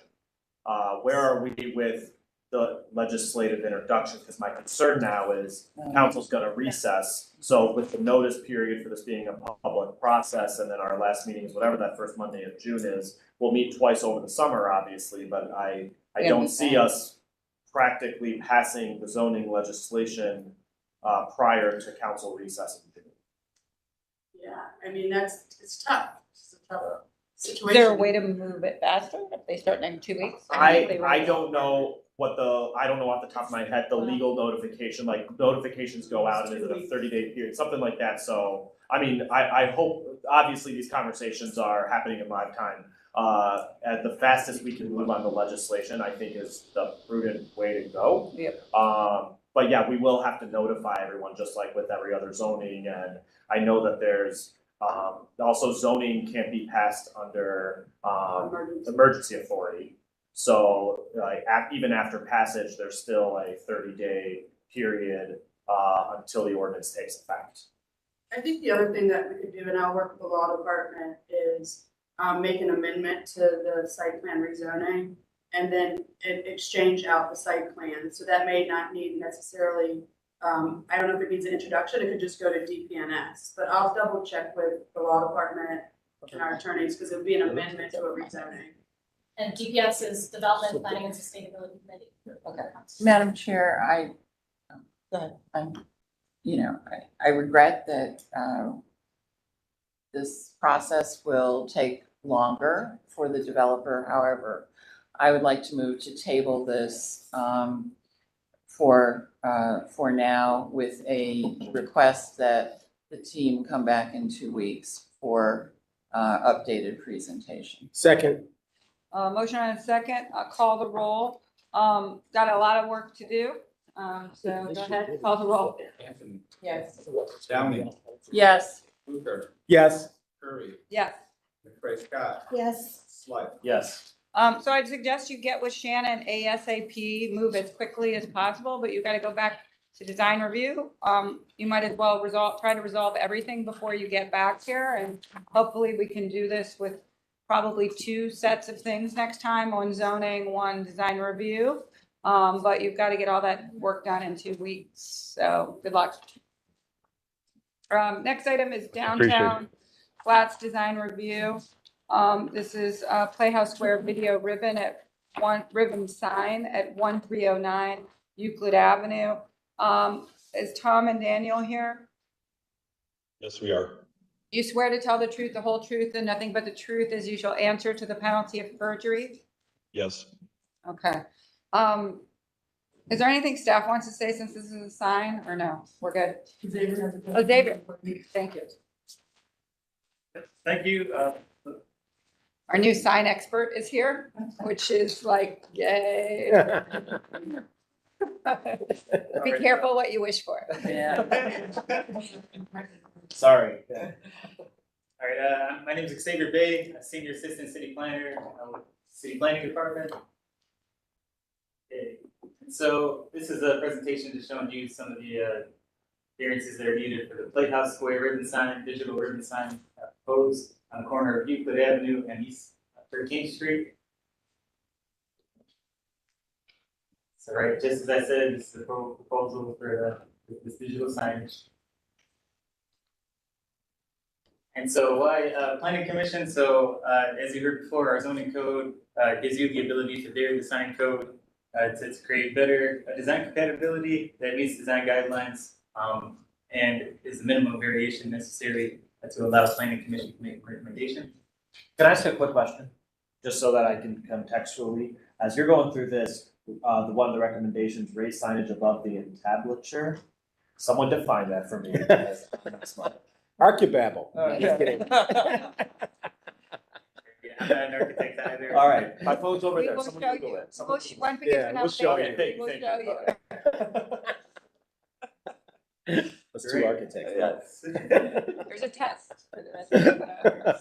So this is business identification signage, and so which is their maximum permitted square footage is based off of their linear frontage, and so they're actually going to need two variances. One is for Euclid because they're proposing 388.34 proposed square footage, and they're only permitted 145, so they're going to need the 243.3 square foot variance.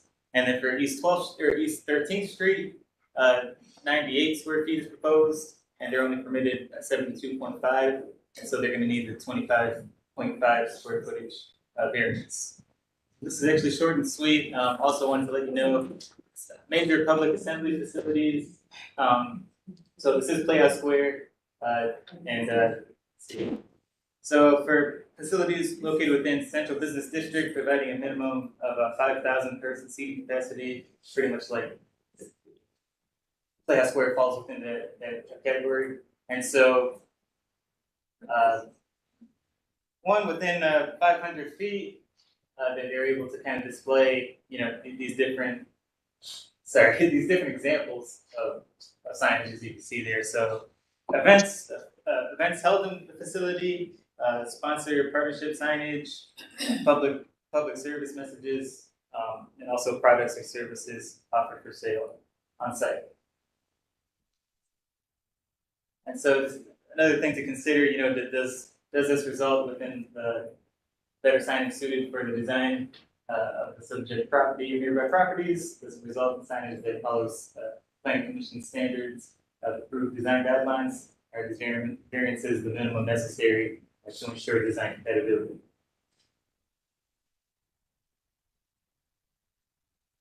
Then the PowerPoint or the presentation for Playhouse Square is also attached. If the representatives would like to go through this. Tom, do you guys want to kind of quickly run through this? Sure. And just a quick bit of background on myself. I've been with Playhouse Square 43 years, and I've been overseeing the redevelopment of all the buildings in the district that Playhouse Square. How old are you? How old are you? Yeah, I'm that old. I become official on Monday for what it's worth. We've been very careful stewards. You're looking at the corner of the Hannah Building in this picture, and in 2000, early 2000s, we put a video board on the front of that building. We've changed the design. We've removed that video board. I only point this out to say that we, as stewards of these buildings, are careful to retain the historic integrity. Restoration of these properties has always been our primary goal, and creating a vibrant district has always been our primary goal. And going back to the words of Ted Sandy back in the early 2000s, and was just pointed out, it's a unique district, and as such should be treated. as such. So moving quickly through our application form, next. The project summary real quickly. The corner of 13th and Euclid where the property sits, that's 13th, East 13th Street between Euclid and Chester was the home of the Wigmore Coliseum, which was the first convention center in the city of Cleveland, and it was ultimately taken over by the convention center as it exists today. So there were electro expos, etc. The lighting that we're proposing, the ribbon that we're proposing, complements and is intentional to tie in with the rest of the amenities that we've built throughout the neighborhood. It also ties into the recently announced lighting plan put forth by Destination Cleveland and Downtown Cleveland Alliance. So we think this is a really nice complementary piece. You can see where it is, Playhouse Square, Public Square. Continue. There we are at the corner of 13th and Euclid. You'll see the facade of the Colin Hubbard building, as we call it, 1309 Euclid. Could you go back to real quick? There you go. And you'll see that we've restored the facade of that building faithfully. We have the Playhouse Square sign on top, and the entablature can be seen there that we will pull it up above. Continue. Do you want to define entablature for the rest of our commission? Well, I'm not good at architecture, or what do we call it, arco, whatever. However, if we move the sign up to be in line with the windowsill at the base of the windows, it's complementary to the existing architecture. And it was felt strongly by the architects on the commission yesterday that we spoke to that would be a great improvement. So just basically it gets smaller so that you can see the detailing, correct? Actually, it raises up. It does not reduce in size because we're working with specific video tiles. Video tiles we're working with are 1.5 millimeters, so they're a very high definition video tile. There's not a lot of flexibility in that market. And again, tying it to what's going on in the rest of the neighborhood, we're one tile deep at the Idea Center, we're 2 tiles deep at the Hannah, and we're 3 tiles deep here. And as we get down to this end of Euclid Avenue, there's not a lot happening there, and the vibrancy of this will be important. And as it was pointed out, we will only ever use this for events and sponsorship. Also, going back, we won't go back in the slides, but the next building over, which was in the actual photo, will be so the building that says Dwellworks on the top. Dwellworks is consolidating to the 2nd floor, and we are currently building out the new home of the City Club of Cleveland. So where you see the galleries at CSU is moving out of there. Kent State Collaborative will remain upstairs. And we will have exhibit space on the 1st floor of that building with, that sign is going away. That entrance in that area serves both the 1317 or 1319 building where City Club is going, as well as this building. However, City Club will be using entrances only on that building. It's a secondary entrance for the upstairs of Dwellworks. So that's what's happening within those buildings. So back to the proposed renderings. If you want to go down to the next one, you'll see it wraps on the 13th. One of the things that the committee asked us to consider, and we've since rendered it, but it hasn't been submitted because we only received it this morning. They asked us to consider pulling the sign all the way to the right, if you will. Yes, so you can see there where it ends going left to right. They've asked us to continue it down to the edge of the architecture over the windows, which adds 75 square feet, and I believe has been included in the analysis that was, I know it has been included in the analysis that was shared with you this morning. It's just not shown in the rendering. Thank you. Commission members? Madam Chair, I'd like to move approval for the Playhouse Square video ribbon sign, final approval. incorporating the comment from design review, raise the signage above the entablature, extending the signage the entire length of the facade to better incorporate it into the architecture of the building. And since it's final approval, you'll allow this to go to staff, correct? For any changes, correct? Seeking final. Because we also want to include the amount of square footage variance that they're getting approved for. But it's far too hard for me to okay. figure this out. Yeah. I know, but it should be. Oh, it's small. We'll talk about that later. It's also right behind you on the screen. In the red. Yep. In the red, okay, including a 243.3 square foot variance needed. And there's something under it too, so 225. 25.5. And a 25.5 square foot variance needed for East 13th Street. Second. The first one was for Euclid Avenue. We have a motion and a second for the variance for the sign, and you can come to staff with the modifications. Next time you could add that to our sheet, it might be helpful. Yes. So motion and a second? Yes, thank you. Anthony. Yes. Downing. Yes. Fluker. Yes. Curry. Yeah. Fred Scott. Yes. Flood. Yes. Thank you, Tom. Great project, exciting. Next is a special presentation by Fairfax. Or is this for any action? It doesn't say on the agenda. Oh, yes, I'm sorry, it is for approval. So is this approval of like a master plan? What is it? It's and here they update their master plan every so often and like to come back and find positions. Okay. Okay. So this is for approval of an update to Fairfax's strategic investment plan. And so Denise or anyone else from Fairfax or who's going to speak to this, do you swear to tell the truth, the whole truth, and nothing but the truth as you shall answer to the penalty of perjury? I do. Okay, take it away. Great. Thanks. Next slide, please. Okay, so we update our master plan every 5 years. So this is our 22-27 updated master plan. Next slide.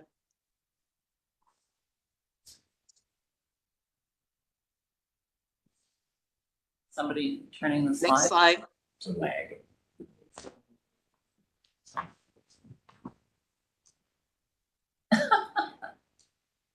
There's a leg, kind of leg. Push the button. Says I'm having problems connecting to the network.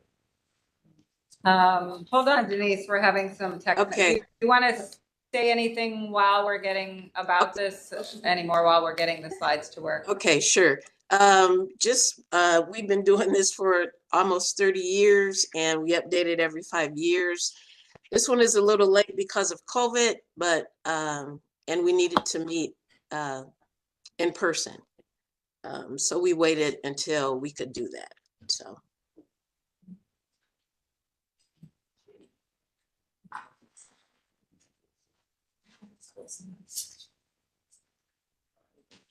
There we go. Okay, next slide. Next slide. Next slide. Okay, so the executive summary is basically what I just said. And out of this summary, so this took place over about 8 months. Out of the summary, we came up with 5 new, you can go to the next slide, 5 new strategic initiatives within our footprint. And those initiatives are, well, the first one is to just build on the activity that we're doing in Innovation Square. We're also developing design principles for the Cleveland Clinic Playhouse site, refreshing the plan for Cedar Avenue Commercial District, also creating a strategy for pedestrian connections throughout vacant lots in the neighborhood. We have a lot of them, have a lot of long streets, improve communications, and also advance the Quincy Avenue Arts District. Next slide, please. This is just a rendering of what I just said. The highlighted areas correspond to the different strategies. Next slide, please. This is a picture of the things we've done over the years. So this one is 29 to 2014. Next slide, please. And then these are just the things that were accomplished between 2014 and 2022. Actually, 16 projects that were accomplished during those years. So this was just to help the residents understand everything that they wanted to see and what was accomplished as a result of the community meetings. Next slide, please. You can keep going. I know it says tribe, but yeah. So the process to make this happen is that we have community meetings with the residents, big community meetings, and then with the stakeholders, churches, schools, nonprofits, businesses, we meet individually. You can go to the next slide. People point out weaknesses and strengths. These 4 maps just represent that activity.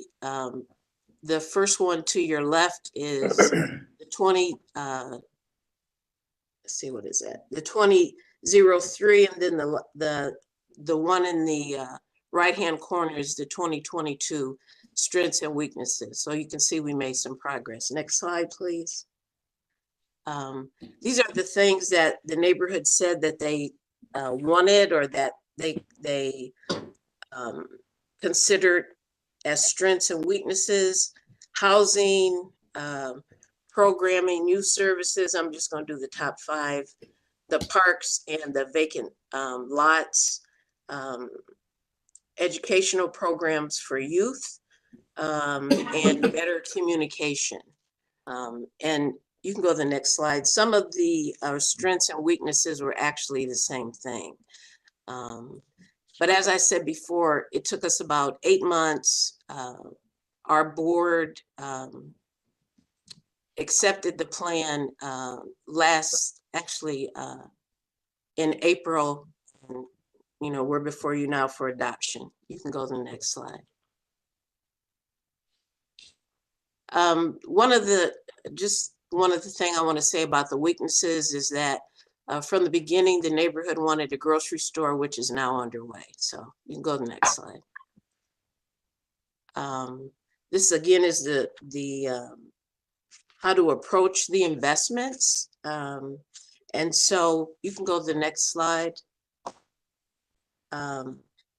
This is the process of community meetings. You can go to the next slide.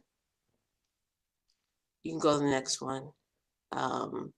All of our, we considered in everything, all the feedback we got, how it complements and considers the social determinants of health for the neighborhood. You can go to the next slide. This is a map of all of those initiatives and where they're designed to take place. You can go to the next slide. And I just want to really hone in on just a couple.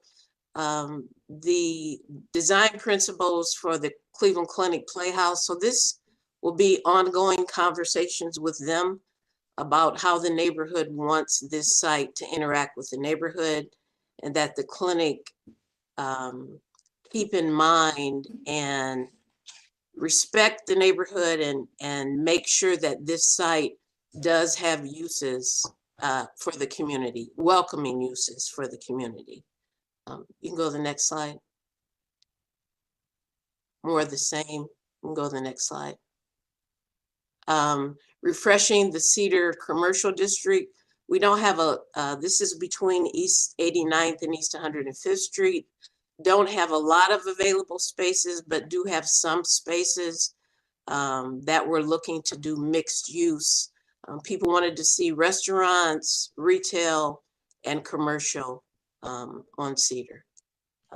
Next slide, please. And this just highlights where those opportunities are along Cedar Avenue between 89th and 105th. Okay, you can go to the next slide. There was a lot of complaints about the vacant lots. And also Fairfax has a lot of long streets. So the idea is to create pathways through the neighborhood. So somebody can, they already exist informally, but the idea is to actually make them more attractive and that they can also have public art and other things that the neighborhood wants to see. We have really long blocks, so it's an issue. Okay, next slide, please. Those are just some illustrations of what could happen along those pathways. Next slide. The neighborhood, we have issues with access to technology in Fairfax. So people wanted to see a more uniform communication vehicles. And we've already implemented this with our newsletter and social media. Next slide, please. That's just an example. You can go to the next slide. And then lastly, this Quincy Avenue Arts District, in our prior plan, this was called the ACE District, the Art, Culture, and Education District. The idea was to build a new Bolton Elementary School next to Karamu House, and that Karamu would become the unofficial lower school of the arts. That didn't happen. The state changed the funding formula for schools. So Fairfax actually owns most of the land. If you could go to the next slide, I think we'll be able to see it. Between 89th and 83rd on the north side of Cedar Avenue. And so we have named this the Quincy Avenue Arts District, and the idea is to develop affordable artist housing and workspace in this area between Karamu and St. Adelbert Church and School. And that was it. If anybody has questions. Oh, I would like to commend Denise and her staff and the planners on looking at areas that align and occur around the clinic, because I don't think they will be able to get there without some input. And I'm glad you guys are leaning in to give them some guidance. As a longtime resident, I am especially proud to see a lot of the amenities that we thought would come a lot sooner starting to happen. So I take my hat off to you, Denise. Thank you, August. Thanks. I don't think this is for information. We're making a motion to I'm sorry. adopt the update. So I'll move to adopt the updated master plan as presented. Thank you. And I'll second it. Motion is second. Any other comments or questions or discussion? I'll call the roll. Anthony. Yes. Downing. Yes. Luther. Yes. Curry. Yes. Fred Scott. Yes. Slide. Yes. Motion carries. Only suggestion is next time that we actually have slides, not images of the, or we probably would have benefited from a handout. We just couldn't see the detail very well here. So one or the other. Next item is special presentations, public art. Thank you, Denise. 2023-009. This is at 10299 Shaker Boulevard. This is a mural seeking final approval. I do think we saw this before, but I could be wrong. But I need to swear in Jeremy and anyone else who's speaking to this. And Zoma, hi Zoma, good to see you. Do you swear to tell the truth, the whole truth, and nothing but the truth as you shall answer to the penalty of perjury? Yes. Okay, take it away. Or Tara, do you want to say? Yeah, after. You want to say something? Tara's gonna say something first. Go ahead. Okay. Thank you. This went before Southeast Design Review. You have seen the overall project before for the full plaza. This is specifically for the murals that are gonna be on the seating benches in the plaza. With four, I believe 3 out of 4 artists on the project are local. It was unanimously approved by Southeast Design Review at their April 25th meeting. My recommendation was that they have establish the MOU with the artists in case any of the murals go into any form of disrepair that needs touch-ups. But I do support it. It's a beautiful project. It's well thought out. The themes of the project are relevant to the neighborhood. Thank you. Okay, go ahead, Zoma. Okay, I'm going to get started and Zuma can jump in. Thank you for hearing our project today.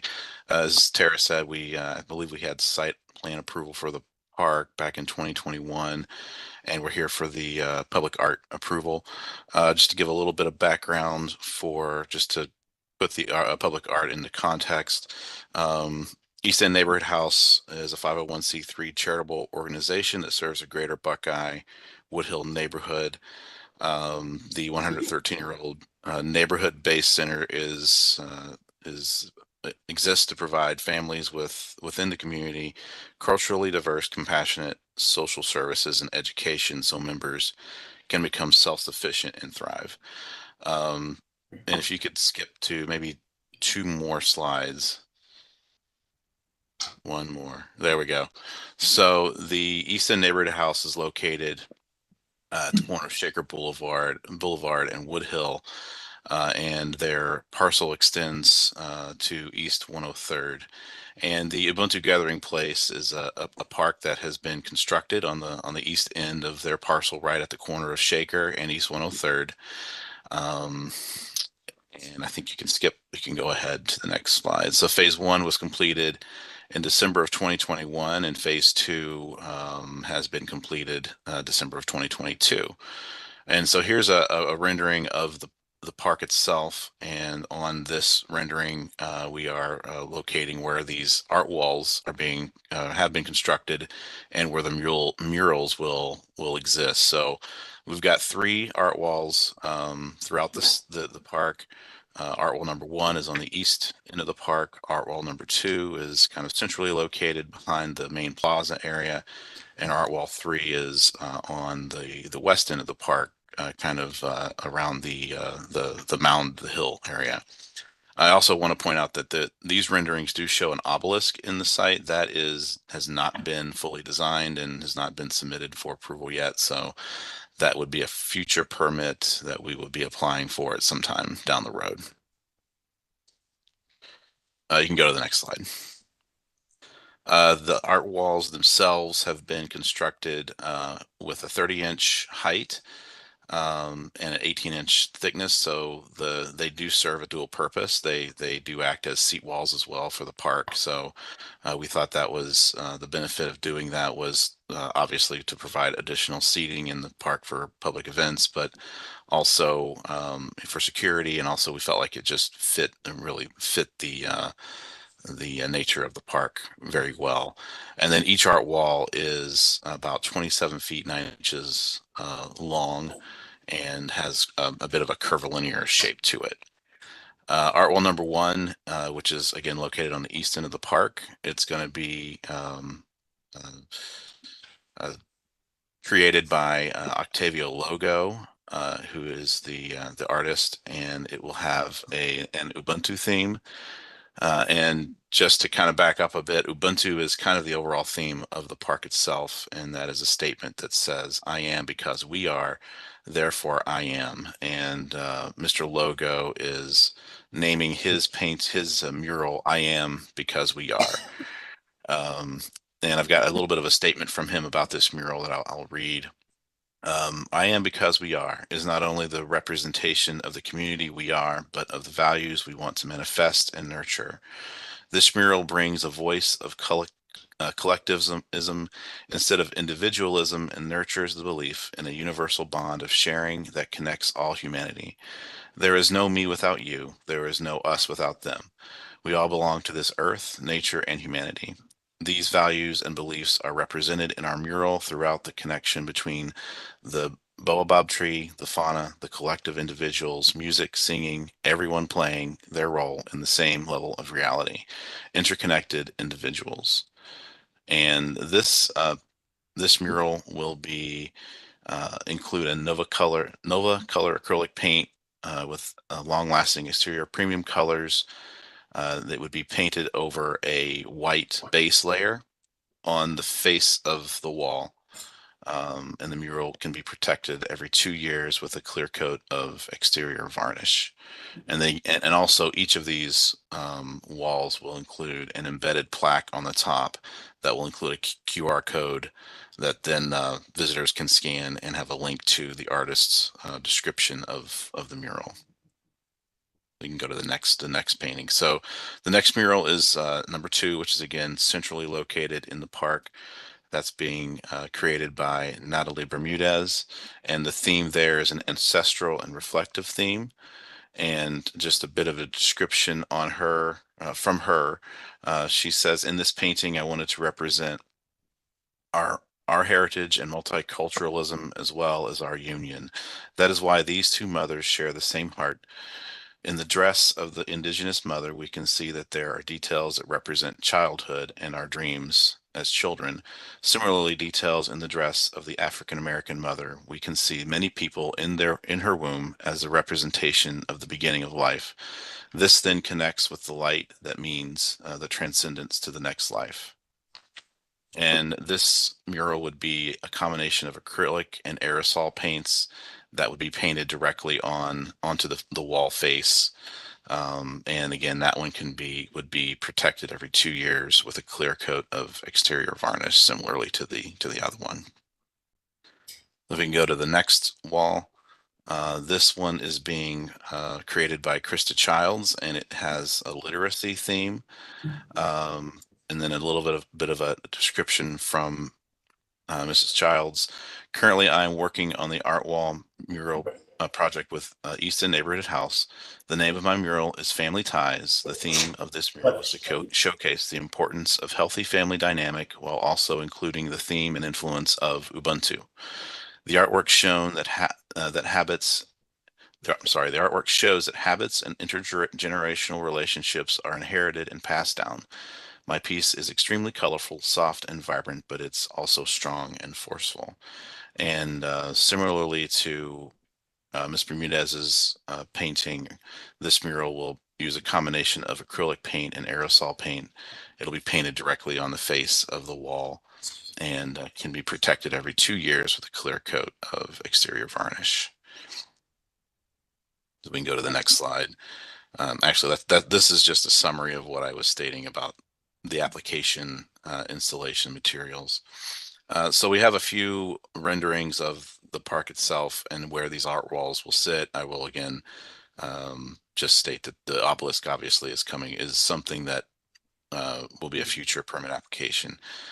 But also the art shown in these renderings is not the art that will be painted on the actual walls. But you can kind of see from the corner of East 103rd and Shaker kind of what that's going to look like. We can go to the next slide. We can kind of go through these quickly. Here's a bird's eye view looking from Shaker Boulevard with one on the right side and two in the middle. There's a perspective view from the gathering place itself. You can keep going. And here's a bird's eye view that kind of shows all three, with one down in the lower right corner, two in the middle, and three off in the distance at the top. This would be the view from the park entrance off Shaker. You can see one on the right, two in the middle, and three on the left side. A bird's eye from the west, looking east of the mound. It's a good view of number 3 and how that works with the mound there.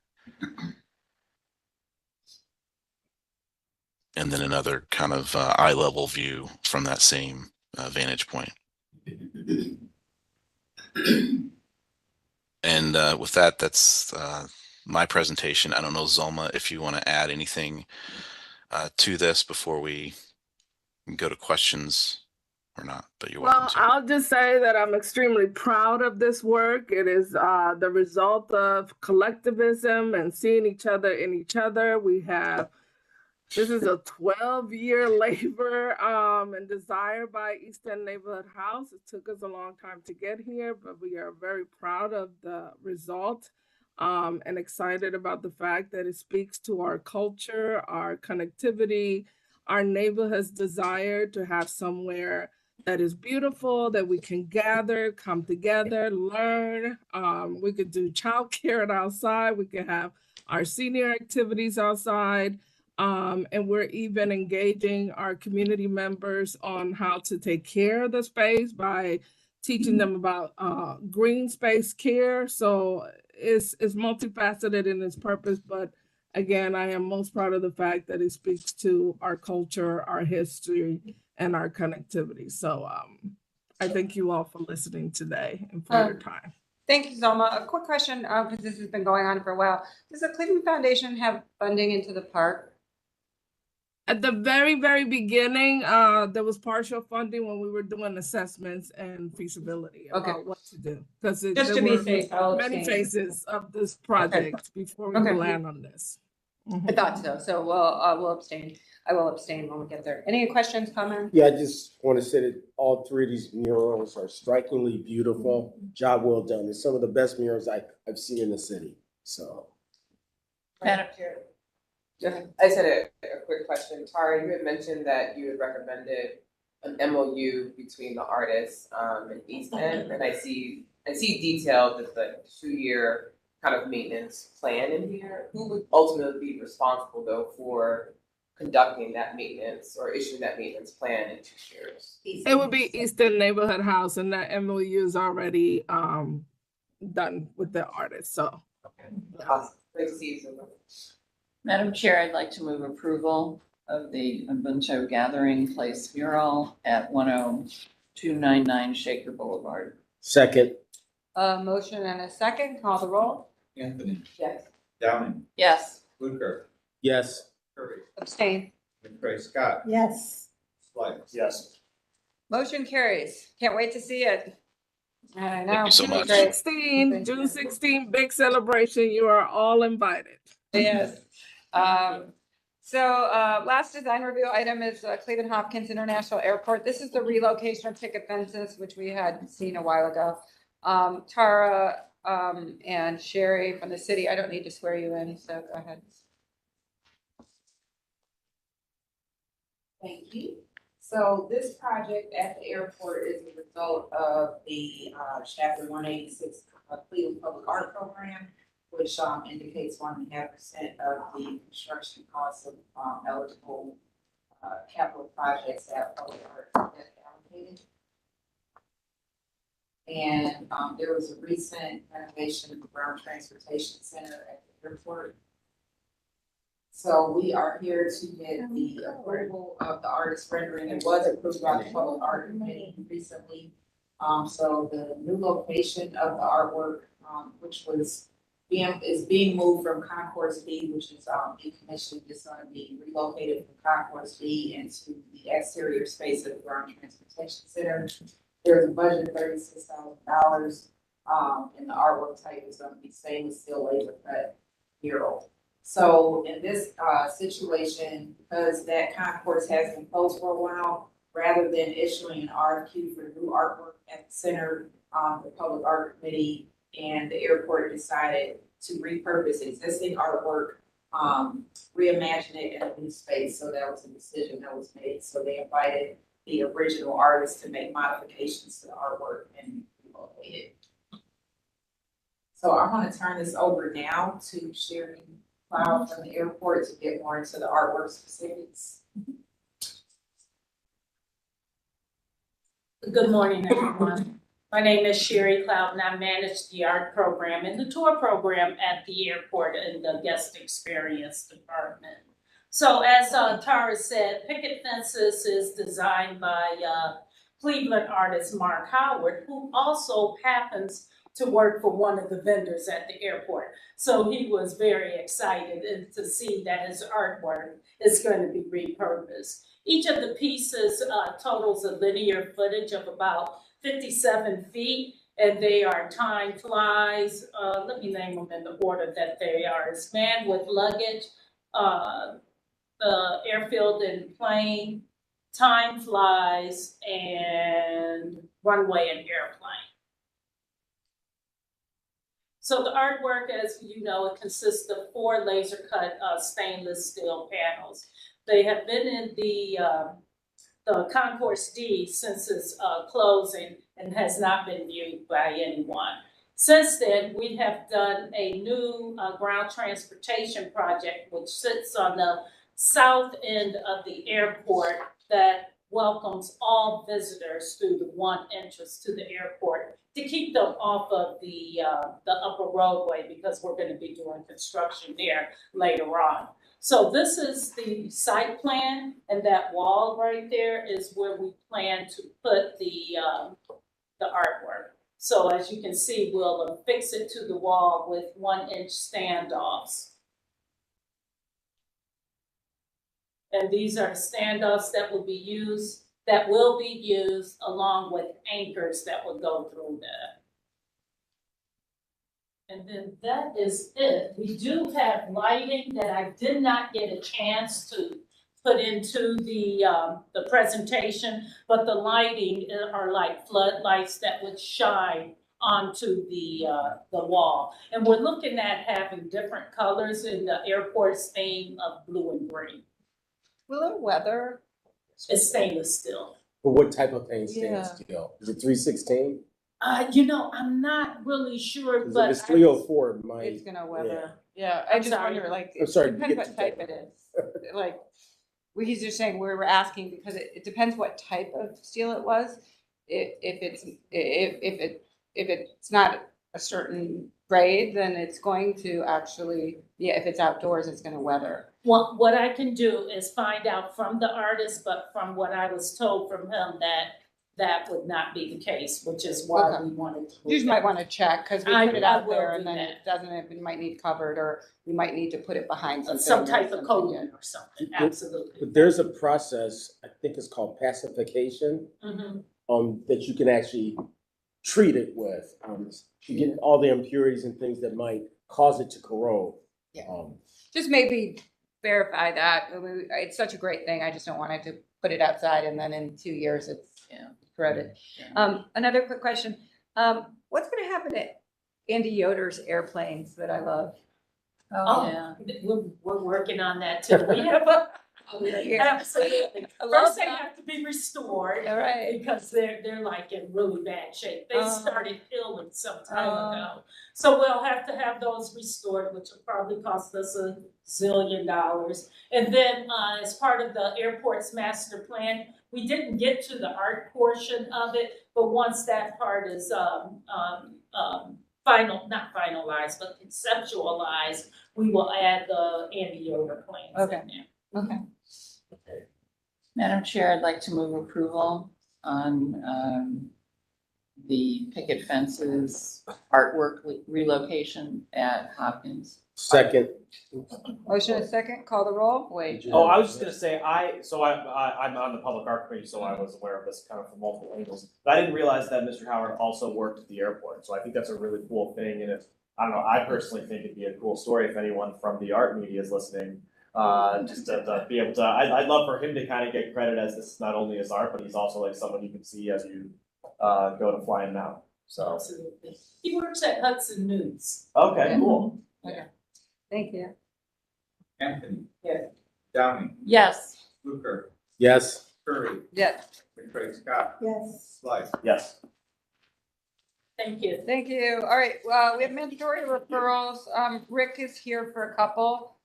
First one is 5162023. This is declaring the intent to vacate the remaining portion of an unnamed alley, northern line of parcel number 00323-019 at Gould Court. So Rick? Morning, everybody. If we go to the next slide, please. As mentioned, this is declaring the intent to vacate all of the remaining portion of the unnamed alley. The purpose of the proposed vacation is to facilitate future development by the individual parcel owners. And if we go to the next slide now. You can see the location. The area is on Columbus Road by Carter and Franklin Avenue. Columbus Road Bridge is probably a stone's throw away, 100 feet maybe.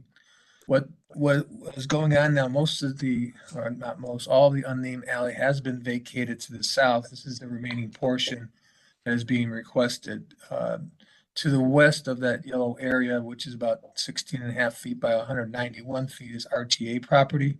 They've waived their right to taking half that property that's being vacated. So these owners will have that area behind their homes or to do what they want for maintenance purposes or to extend the building. So with that, we ask for your authorization to move forward. I'll move approval. And I'll second. Motion and a second. I'm just gonna say, I think it's wonderful to give this to the property owners. Yeah. In there. Paul, any other comments? Call the roll. What? Tax revenue. Eventually. Anthony, Yes. Downing, Yes. Fluker, Yes. Curry, Yes. McCray Scott, Yes. Slight. Yes. Motion carries. Next one is 517-2023, declaring the intent to vacate a portion of Curtis Avenue east of 59th Street. Thank you. Next slide, please. Okay. Purpose of vacation request to allow manufacturing advocacy and growth network incorporating Magnet to install green space in the present Curtis Avenue right of way. Next slide, please. As you can see, the Magnet campus has been improved Hold recently. on 1 second. I didn't realize what this is. I'm actually gonna have to recuse myself since this is Magnet, so I apologize. Alrighty. You're in charge. Shall I continue? Yeah, go ahead. As you can see, the Magnet campus has recently been upgraded and redeveloped. They're making requests for us to vacate Curtis Avenue. You may note that it says Curtis Court there. This is from the county GIS map and it really is incorrect. The recorded plat shows it as Curtis Avenue and all our records do also. So that's why it's Curtis Avenue vacation. So that's the section that wants to be vacated. And if we go to the next slide, you can see basically what they're looking to do. Green that whole area up by with that vacated portion, which you can see outlined in black.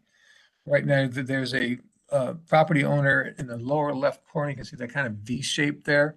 Those are actually signs, and the owner of that property has waived their rights to the vacation, getting half the vacation land. And there's also a little parcel to the right that the city owns, and we've waived our rights also. We've kept just enough of the right of way to keep the sidewalk within it. So that's what the proposed greening of that area will look like, which will be very nice along 59th and Chester. Next slide. Again, just another view of the vacated area. It's about 270 feet long and varies from 58 to 66 feet in width. Next slide, please. Any questions, feedback? Thanks, Rick. Does the vacation go all the way up to Chester, or does when you normally split a vacated the whole property or we've kept the right of way. We don't get more right of way, do we? Right, we've kept the portion of the right of way so that the sidewalk remains in right of way. Okay, but up to that point, we're not getting half of the yard too. It's all right. We've waived our right to the property. Gotcha. Okay. So to translate, that goes to the property. Okay. And I'll just comment as the director, we're excited for this. I think it goes right to the playground, which is on the western side of that. And so having a sidewalk and not a street is going to be really critical for all ages, all abilities access. For kids who may want to come from the east end over to. I've stopped taking Chester with my kids in the car because that playground. That's a great playground. That's pretty sad. Like, we don't have time. She thinks it's a part of my work. Right. So she's like, that's fine. Vice Chair, I just have a quick question Yes. for Rick. So I understand that the sidewalk will still be there. I guess I'm just curious, with Chester obviously being a main throughway, just any concerns about safety with the connection to the playground right there next to the Magnet building? No, we really didn't see that as an issue. We still have the tree lawn area, you got the sidewalk area. So Yeah, we'll separate. vote the vacation request. Mr. Chair, I would like to move approval, specifically the intent to vacate a portion of Curtis Avenue Northeast, east of East 59th Street. Second? Second. Michael, roll please. Anthony, Yes. Downey, Yes. Fluker, Yes. McCray Scott, Abstain. Slide. Present. Motion carries. Thank you, Rick. You have to- Thank you all. Have a nice day. We need to retrieve Lillian. You know, my son, the old playground, I couldn't go to the smoking grounds, you know? Now he's an adult, he's like, what's up? Council went on a tour and it devolved into council members playing it like. And it's There's video, good. there's video somewhere of us this song. And as you drive down, it just jumps out at you because it's so colorful. Okay, Yeah. next item is ordinance number 488-2023. This is determining the method of making public improvement of constructing improvements to North Coast Harbor under the capital improvement plan. John, are you here to present this one? Yes, Madam Chair. Yes. So the project area is shown there on the slide. It is all of Voinovich Park, the East 9th Street Pier, East 9th Street Extension, heading down to North Marginal, and all the way around the inner walkway to the bridge. Most of this area was constructed around in several phases, but the bulk of it around 35 to 30 years ago. And it's starting to show, it's really starting to show its age. Next slide. So we are experiencing some minor issues with the bulkhead, a lot of settlement of pavement, especially when some of the new development came in at the restaurant and verandas. Anywhere there were utilities cut in, you see sinking of pavement. Next slide. You'll see over the years, trees have died or been blown down. They haven't been replaced. Next slide. We see a lot of failed electrical pole boxes, which need to be addressed. Next slide. There are certain areas of insufficient lighting. Lights were removed as the area evolved over the last 30 years. Next slide. There's a really inconsistent amount of poles and fixtures. You'll see here just in the project area, there are 5 different poles. Next slide. We see cracking of concrete. As I referenced before, there's a minor bulkhead issue that needs to be addressed. A lot of, in general, just pavement condition issues. Next slide. The furnishings are kind of original to the area and they're starting to look pretty dated. Some of the landscaping hasn't been replanted over the years and is overgrown. I believe that's the last of the slide. So in general, the primary goal of the project is to restore the area to its original condition level, which will provide the city with opportunities to modernize the aesthetic and introduce some elements that will improve visitor experience. The lead engineer on the project is Osborne Engineering. We expect the project to cost around $4.5 to $5.1 million. The implementation will be divided into essentially 2 phases. The first phase, which we hope will be bid out in June, will address those condition issues with the pavements, will replace aging infrastructure, will fix and create a standardized lighting scheme. And then the second phase will focus on furnishings, landscaping, and signage, which will be informed by JCFO's efforts and the city's public lakefront engagement process. We hope to have the bid package out for that in January. And in general, the project, the goal is to start that first phase in October of 2023. And then the second phase start in April of 2024 and have the entire project wrapped up sometime mid-summer 2024. With that, if you have any questions, I'd be happy to field them. If I could add, just on behalf of staff, I just want to add that we have been very closely collaborating with Port Control on the master plan efforts and many of the near-term interventions and ideas from the public that will come out of our public engagement this weekend and this summer will be integrated, some of which will be integrated into activation. So we're grateful for that opportunity to collaborate. Will we see the design of the phase 2 part when it comes back, the landscaping and furnishing? That would be a question for John. Will we see, not phase 1, the minor things, but will we see the changes to landscaping, lighting, furnishings, enhancements, or before you implement those? I'll defer to the director on that. I mean, if you'd like to, we can do that. Sure. Yeah. So yes. I think we should, is why I'm asking. I mean, it's a really important park. It's a great project. It's kind of the first step in the master plan with the visioning, and there'll be elements of it that I think will end up carrying into other parts of downtown. I don't want to slow up the process, but I did such an important park and relative to everything the Rock Hall is doing. So if we could see the elements of the design portions, not the minor repair parts, I think would be good for the city.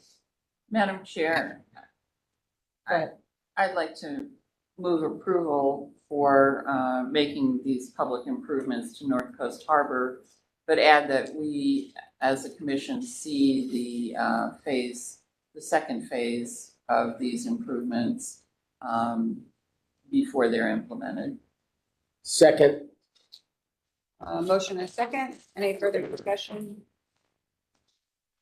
Call the roll. Anthony, Yes. Downey, Yes. Ruther, Yes. Curry, Yes. McCray Scott, Yes. Slide. Yes. Motion carries. Ordinance number 5202023. This is authorizing the Director of City Planning and/or Public Works to enter into one or more agreements with the Convention and Visitors Bureau. This is Destination Cleveland, for professional services for the design, programming, project management of several light installations and equipment. This is for downtown, actually. And if I may, to the chair, we have a bundle of legislation that are all similar topics along the waterfront. So if I could request that we give you the presentation and the summary of all the different legislation, and then you vote piece by piece following the presentation, would that be okay? Okay, wait, say that again. Meaning there might be multiple parts of this. I only ask if we know what they are, just in case the Cleveland Foundation has any involvement in any of them, if they're bundled together, so. This is all of our programs. Yeah. I'm not sure if there are any matches that the foundation is providing beyond this legislation. Is it the next two pieces of legislation? Or is it next It's four? 5 through 8. 5 through 8. It's also in this bundle of waterfront activation fund. Okay. As well as several of the administrative approvals. I prefer, just to be safe, to gonna recuse myself, because I know that Euclid Beach is one of the ones that we're involved in. So I'm gonna just let August take all these to be safe. So this is, the rest of them. I'm still confused because it doesn't take much. So are we looking at items 4 through 7? I guess what I'm trying to understand is which ones apply to what she's presenting? In 5 through 8 of mandatory referrals. It's not 5 through 8. It's not 5 through 8. That's why I'm confused. Here. Here they are. It's 5 4 through 7. 4 through 7. Oh, I see. Okay. All right. I said it. It was, my numbers weren't aligning. Okay, thank you. We want to provide you the big picture of our waterfront activation funds, which are all with ARPA. So the summary that we'll provide for you is all in the slide deck. We're hoping to provide you a summary first, and then you can go through each piece of legislation to vote. Does that make sense? Okay. Yep. Go ahead. So we have Kate Warren, Special Assistant to the Chief of Integrated Development. We also have Keisha Chambers, who is Assistant Director of Capital Projects. And then I will also have a Sharon presenting part of the summary. Yeah, great. So like the director mentioned, we would love to just give you an overview of some of our exciting ARPA initiatives on our waterfront. And I think you'll see that we're covering a broad geography with these investments. Everything from Euclid Beach to downtown and our riverfront are included in these investments. And they are consistent with the mayor's waterfront values that the waterfront is a place that belongs to all of us, and it must be a place for all of us. And so through all of these projects, we are prioritizing equity, economic opportunity, and sustainability. And so you'll see that thread running through all of these projects. So the first is a downtown experiential lighting project. And this is a project that is sort of a connective project. So it starts on Public Square and will expand through the malls, which, as we know, will eventually connect us to our waterfronts. So Destination Cleveland is leading on this project, and they are set to receive $1 million in ARPA funds for a total project value of $6.75 million. They have committed significant capital to this project already and are also continuing to fundraise. What you're seeing is inspiration for the final design, not the final design. They will come back to City Planning Commission with their final design. But for the ARPA legislation that's moving forward, we are bringing it before you today. And so essentially what this is really an experiential display of lighting in our downtown core. It's going to light up Public Square, light up the malls, illuminate the buildings surrounding, like some of the designs that you can see on the slide. And the idea is that this will create an experience for people who are coming downtown, whether they're workers or visitors. And it will also help people to feel safer. So, remember when Public Square was lit with Christmas lights, and people enjoyed those Christmas lights, and it also, made it feel like a good experience to be downtown and be on Public Square. This idea is to sort of create some of that experience year round. I believe we may have Alex from Destination Cleveland on the call. If Alex is on the call, can he make a comment? Chair, is it all right for him to make a brief comment? Do we have to swear that person in? They're not City of Cleveland. I mean, it is mandatory. He's from Destination. All right, I don't know the words, of course, because. We typically do that we only do it for design review. Yeah. All right, it was a question. If it's no, then let's proceed. Let's proceed. Thank you. Alex, do you have anything you'd like to add? Not a ton, Kate. I think that you covered it well. Like I said, this is still at a pretty conceptual phase, although it gets more real every day. We've engaged Vincent Lighting, local contractor, to help us design this system. We're starting to fundraise for it, and we appreciate the city's engagement. The ARPA would be a big shot in the arm to get this started. And the goal is to be finished for the big events of 2024. So we're moving very fast. So I have a question. Yes. So ARPA funds can be used to install, but who's going to maintain all of this? I think it looks great, the concepts, but I also remember some bridges we lit during the bicentennial that are no longer that way. So that's just a question. May I piggyback on that question, if I may? There was a study done of all the open spaces downtown and how they might be operated, managed, permitted, et cetera. How's this tie in? How's this overall concept tie into that study, and why, and who's going to be responsible ultimately at the end of the day? Yeah, Yeah. what I'll say is that we're in the process of working that out right now, who will be the eventual steward of this. Throughout this design and fundraising phase, Destination Cleveland, we're budgeting for the first 2 years of maintenance. We're gonna contract that before anything is installed. And so those first 2 years, we're gonna be covered, we're gonna understand, we're gonna know what the lamp replacement, what the maintenance needs are. And we'll use that information to further, fundraise and carry it forward. Chair, I have a question, Yes. to Kate as well as to, Alex. So I know you're in the midst of this. So one encouragement would be, I'm not sure if other cities across the country have had similar lighting displays. I think it would be amazing to have a cross-section of downtown residents, a part of providing input as far as what's the inspiration for the month of October? Like, how are you generating the lighting display, and for that process to be inclusive of a diverse, subset of the downtown residents? I think it's just a great way to integrate the residents into that process. It's a recommendation. I know you guys are still in the midst of designing that. Yeah. Here.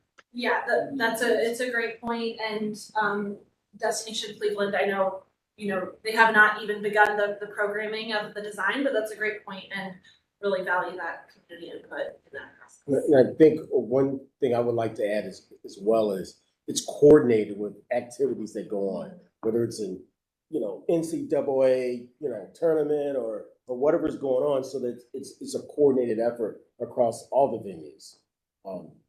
Because I think that not a lot of that happens. Yeah, and I think just to that point, having more community input, Yes. you would have greater awareness of what different events take. I agree. Both of those are really strong recommendations. What I'll say is that we're trying to get the technology nailed down right now. One of the reasons that this has taken so long since our board allocated these funds is that we started originally with an artist first approach, and we were having trouble getting out of the starting block with that. And we refocused to focus on the technology first. And so once we understand what we can afford and what its capabilities are, we'll be handing that over to public input, to designers, to other folks who can help us to figure out what it looks like night by night. Mr. Slight, did you have a question? The total cost is 6.75, of which ARPA would be $1 million. So what is the funding source for the other 5.75? Yeah, so Destination Cleveland's committed 3.25 to the project, and we're out looking for the rest. Okay, thank you. Absolutely. Thanks, Alex. Appreciate your time. No, they're gonna present all of them, then we're gonna go back and vote. Yeah, I'll just mention that I have recommended that we postpone this particular legislation because at our next meeting, May 19th, that is when we'll be reviewing the Bedrock Master Plan. And so we ought to review the master plan as well as this legislation too. Are you suggesting we table this? Okay, When it comes time to table, we should. okay, thank you. So then. Assistant Director Chambers? Yes, hello all. This project is the Euclid Beach Trail Connector. This connector will expand public lakefront access from the Metro Parks Euclid Creek Reservation, where they currently already have a trail. It'll expand it west along the neighborhoods of Beulah Park, Villa Beach, and a small portion of Shore Acres. The Beulah Park Euclid Beach Connector will be approximately 2/3 of a mile, a bike pedestrian trail, and it will be along Lake Erie on the water's edge, halfway down the bluff. So if you're familiar with the project that took place in the city of Euclid, then this is very similar to that project. So it is allowing for erosion control to take place. That's the primary purpose of this, but it will also at the same time add public access along the waterfront. And another bonus, it will protect 2 sewer district outfalls that are located at Beulah Park and East 156th Street. So that's the Euclid Beach Trail Connector. Any questions? I know because yes, on the north side of Lakeshore there, I know there's a lot of private beaches. It's been does that affect anything here? Basically, have there been negotiations with any private property owners? Have those already concluded, or is that ongoing? Correct. Those negotiations they're in progress. They have conclusions have, been made. I think they are just in the stage of actually signing those agreements. But yes, because the way this benefits the neighbors there is that they are benefiting from the stabilization that is happening through this project. I do have a question, and I believe, I don't know if this is related or tied to the NOACA, the sort of the county, the 5-county lakefront plan. How's that being coordinated? Is just responding to it? Speak to that. So this is part of Cuyahoga County's waterfront work, which is also part of NOACA's TIP, which is the Transportation Improvement Program. And so there is coordination among multiple entities. Everyone is aware of the project. And really the county has been leading on this. They have provided the planning and the re-engineering. And we are simply supporting the project because it is in the city boundary. And Collinwood, we are hoping to support the Collinwood neighborhood in this process. Oh, thank you. Can I make a note too? I always like to point out the existing conditions on the left. If you look at the bottom left picture, that is the existing erosion that is happening to neighbors' homes right outside their front door. And that has quickly eroded over just a short period of time. And so there's a sense of urgency to ensure that this project helps to stabilize those properties. In Lake County, there's actually like streets and neighborhoods that were lost to erosion like decades ago. So it's a real concern. Issue. It's like right on there.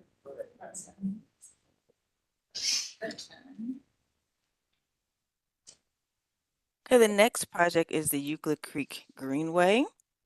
The Greenway is a multi-phase trail project to improve connections to the lakefront on the east side of Cleveland. The project will close a critical transportation gap in the region and connect the lower portion of Euclid Creek Reservation to its northern portion along the lakefront that includes Euclid Beach, Villa Angela, and Wildwood Parks in the city of Cleveland. The Euclid Creek Greenway Phase 2 North will be an approximately 2-mile trail to provide residents a low-stress route to the parks on Lake Erie. Project limits are Euclid Avenue to Lakeshore Boulevard. And if you can see this yellow dotted line, that is the proposed alignment for that trail to connect down into Wildwood Park and into the Villa Angela and Euclid Beach area. Just another observation, because I'm always thinking how all the plans and everything and all the announcements that have been going on lately are coordinated.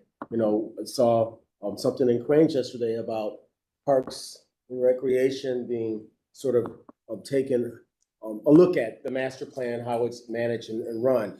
I hope that when we're looking at that, how this might connect or how that might connect throughout the city. So that it's really a holistic look. It's not, these plans aren't separate. It's neighborhoods, communities, how you stitch things together. That very interesting, process could sort of fall flat if we're not intentional about it. Mm-hmm. Absolutely. Yes, and this does aligns with Park Trail that has already been created by Metro Parks. This is supporting work that they're doing already. So yes, it is a part of the Metro Parks trail plan. And Cuyahoga Greenways partners. Any questions, further comments on this part of the plan? I'll just say I personally am more excited about this and the previous one than the downtown one, just because I think that as kind of the representative of a neighborhood on the edge of the city, this is the kind of amenity that people very often have in non-Cleveland communities. Part of my push is to really double down to make sure that we are offering at or better quality. So I think this will be really impactful for Collinwood, and I think people really underappreciate how great of an opportunity it is to live in this neighborhood, by the way. So this is really helping this neighborhood fire on all cylinders, and I think it's a good project. Good. Okay, I think we're going to have 4 separate Motions, I'm sorry, are you guys done? So there are more projects in the slide deck, but those will come in the administrative approvals section, and there are items in between on the agenda. So Director, I'm not sure how you. Well, Let's take a pause and vote on the mandatory reversions. Yes. And then we can go back. We'll just summarize for you just for your information. yes. So Director Wong, the first 4 and 5, are we intending to table those?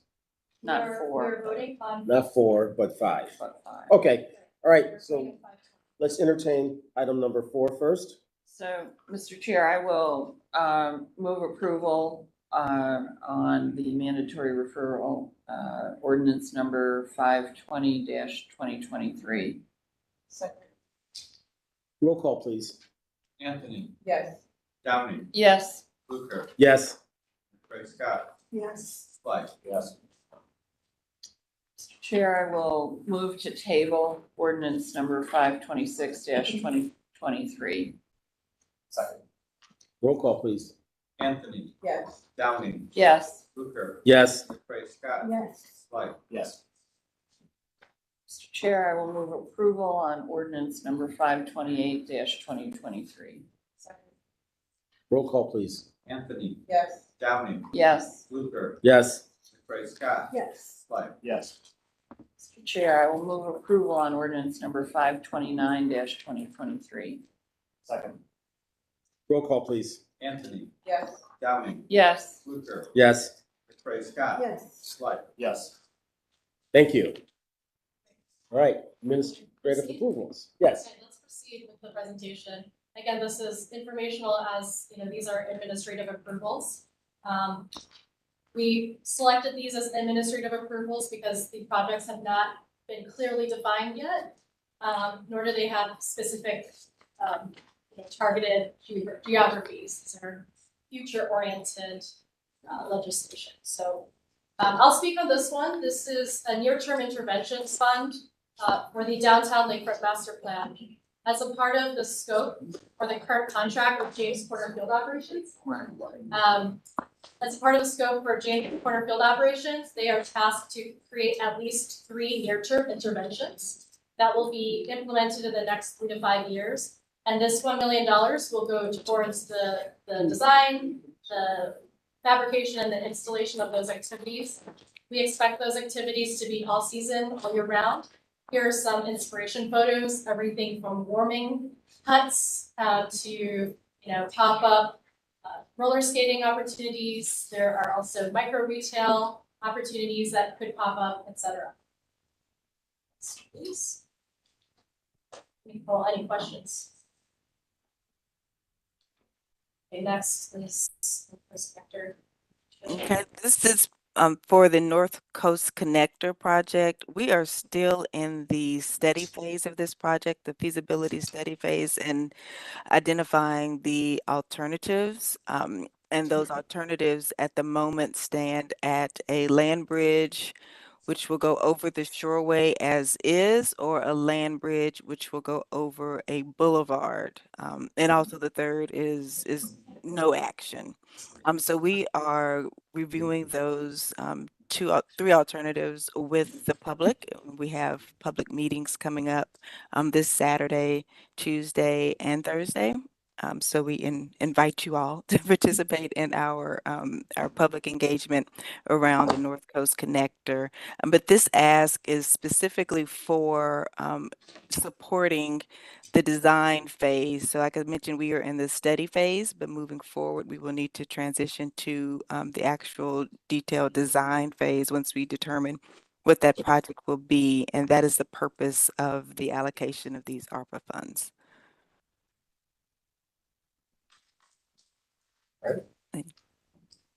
Great. Any questions?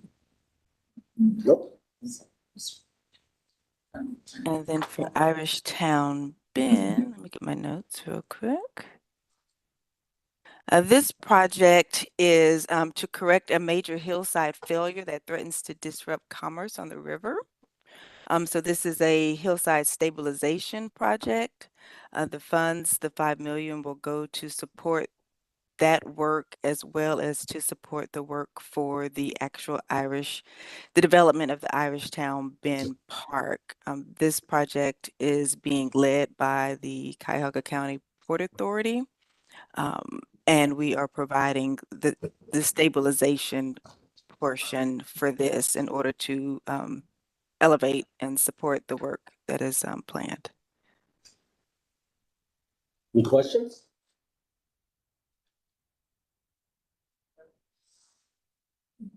Nope. And cheers, the Cleveland Harbor Eastern Embayment Resilience Strategy. That's a mouthful. This is for the early implementation phase of CHEERS. This project will replace the failing break wall to maintain protected marina infrastructure, alter the break wall to facilitate paddle access, and expand nearshore habitat and provide additional 4 to 6 acres of parkland with enhanced fishing areas for residents. So the portion that the city of Cleveland would like to support for this project is specifically the fishing pier. And so we will be providing funding to support that small portion of this project. And this is also a Port Authority led project. And Metro Parks, correct. I'd like to sort of echo what Mr. Slife indicated about the eastern portion of our city. This is an opportunity now to figure out how a very important portion of St. Clair Superior engages, how you engage with the community. Obviously, I know this is at the lake, but we really need to be intentional, I believe, about those connections and what gets developed and who's it for. So I think it's an opportunity, again, to coordinate. I hate to say collaborate, but I think it's really coordination of all the activities that are going on. Any further comments, questions?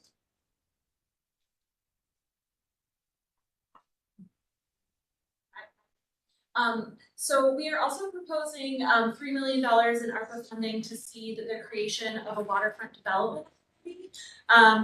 This idea came out of a study with Greater Cleveland Partnership and Cuyahoga County, where we looked at ways that other cities have been successful in funding and financing key development projects on their waterfronts. And the idea being that this is an authority that can work on these development projects across political cycles and over longer periods of time, fundraise, go out and find the funds to do these transformative projects in our city.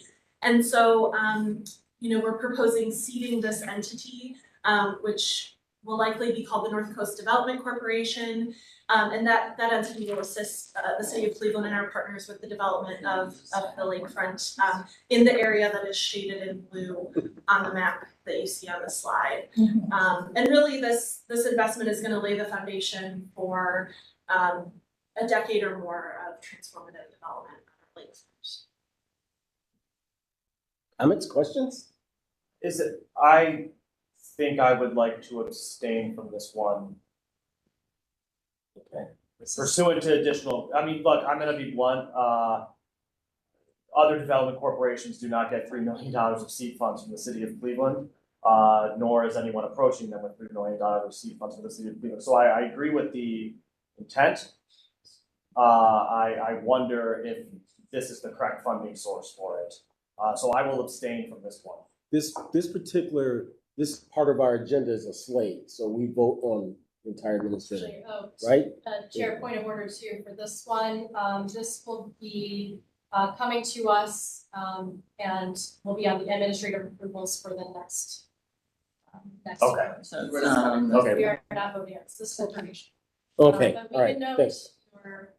your abstention. And I will mention it's not a development corporation, it's a redevelopment, which is a different structure than a development. I appreciate that. I think my concern is that many of our organizations engaged in similar but maybe technically different work struggle with the working capital to really do the real estate and development that they would like to do.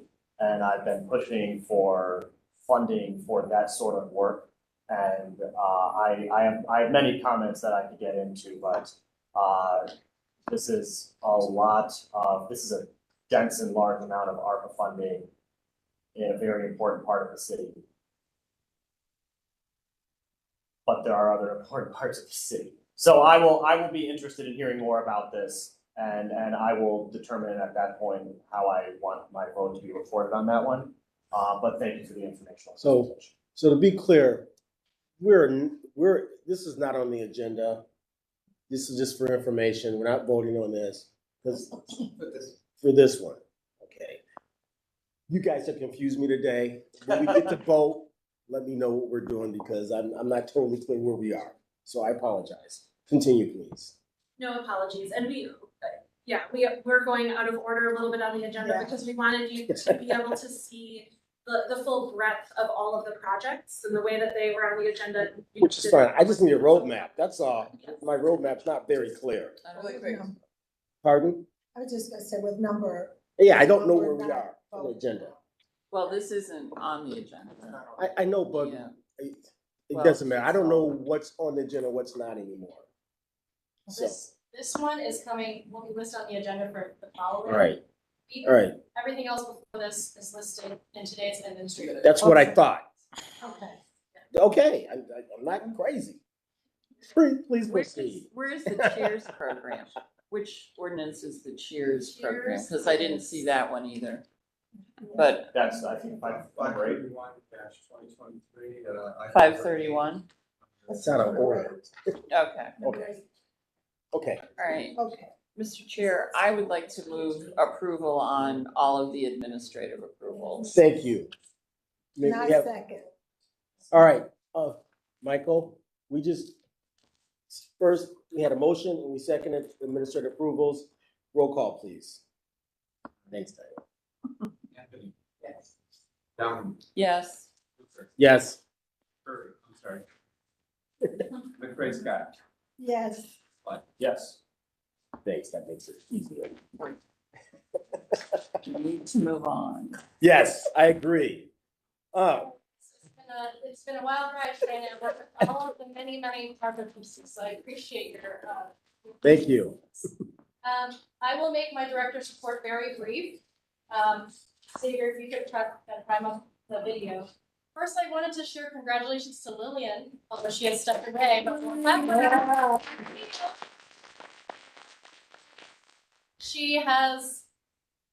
she's a proven leader. She's creative, she's innovative, she cares about our neighborhoods. And she's the new CEO of the Cleveland Foundation, and we're all proud and happy about that, and we're excited also. So congrats, Lillian, if you're listening, at your next week. I wanted to share and reiterate to the commission that this weekend we have an important slate of community engagement opportunities with the North Coast Lakefront Master Plan. Tomorrow, Saturday, May 6th, we'll be meeting at the Pivot Center in the Clark Fulton neighborhood for fun and really, to me, community engagement should be like a party. It's a community gathering. We're dreaming about the future.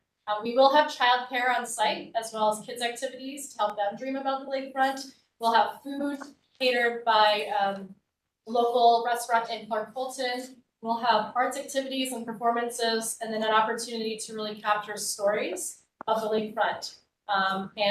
We are really excited about this. Our master planning firm has been really serious about the whole history of the lakefront, not just the physical history. So they've been looking at Greenbook Cleveland, for example, the Underground Railroad, indigenous trails that were the first marks on our land, as well as other communities that have been a part of the lakefront or haven't been a part of the lakefront. And so this is an opportunity to gather those pieces of celebrations or hopes and dreams.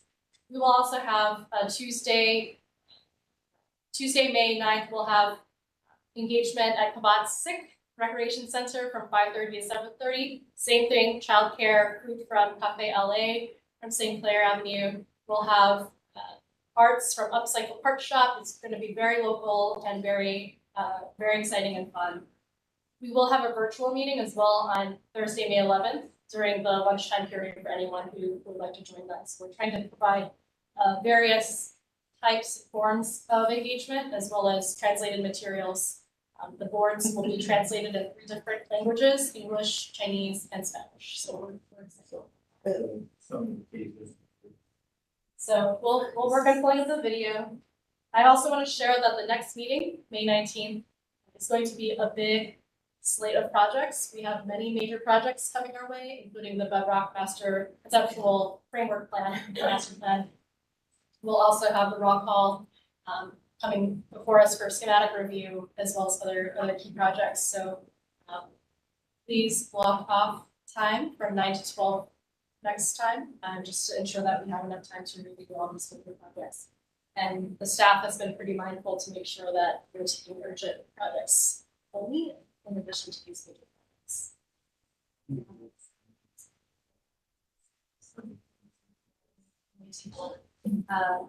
I just. Are we waiting for another item, Director? Oh, okay.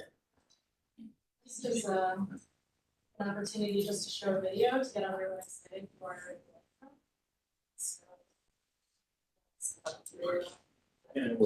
You have mine, right? Yeah. You do need to, if we can adjourn and show this as a. You want to make sure. Sure, maybe have a motion to adjourn? So move. A second. Okay, thank you. Thanks for your endurance. I was thinking about no, but. Oh, okay. Sorry. We should have taken the roll.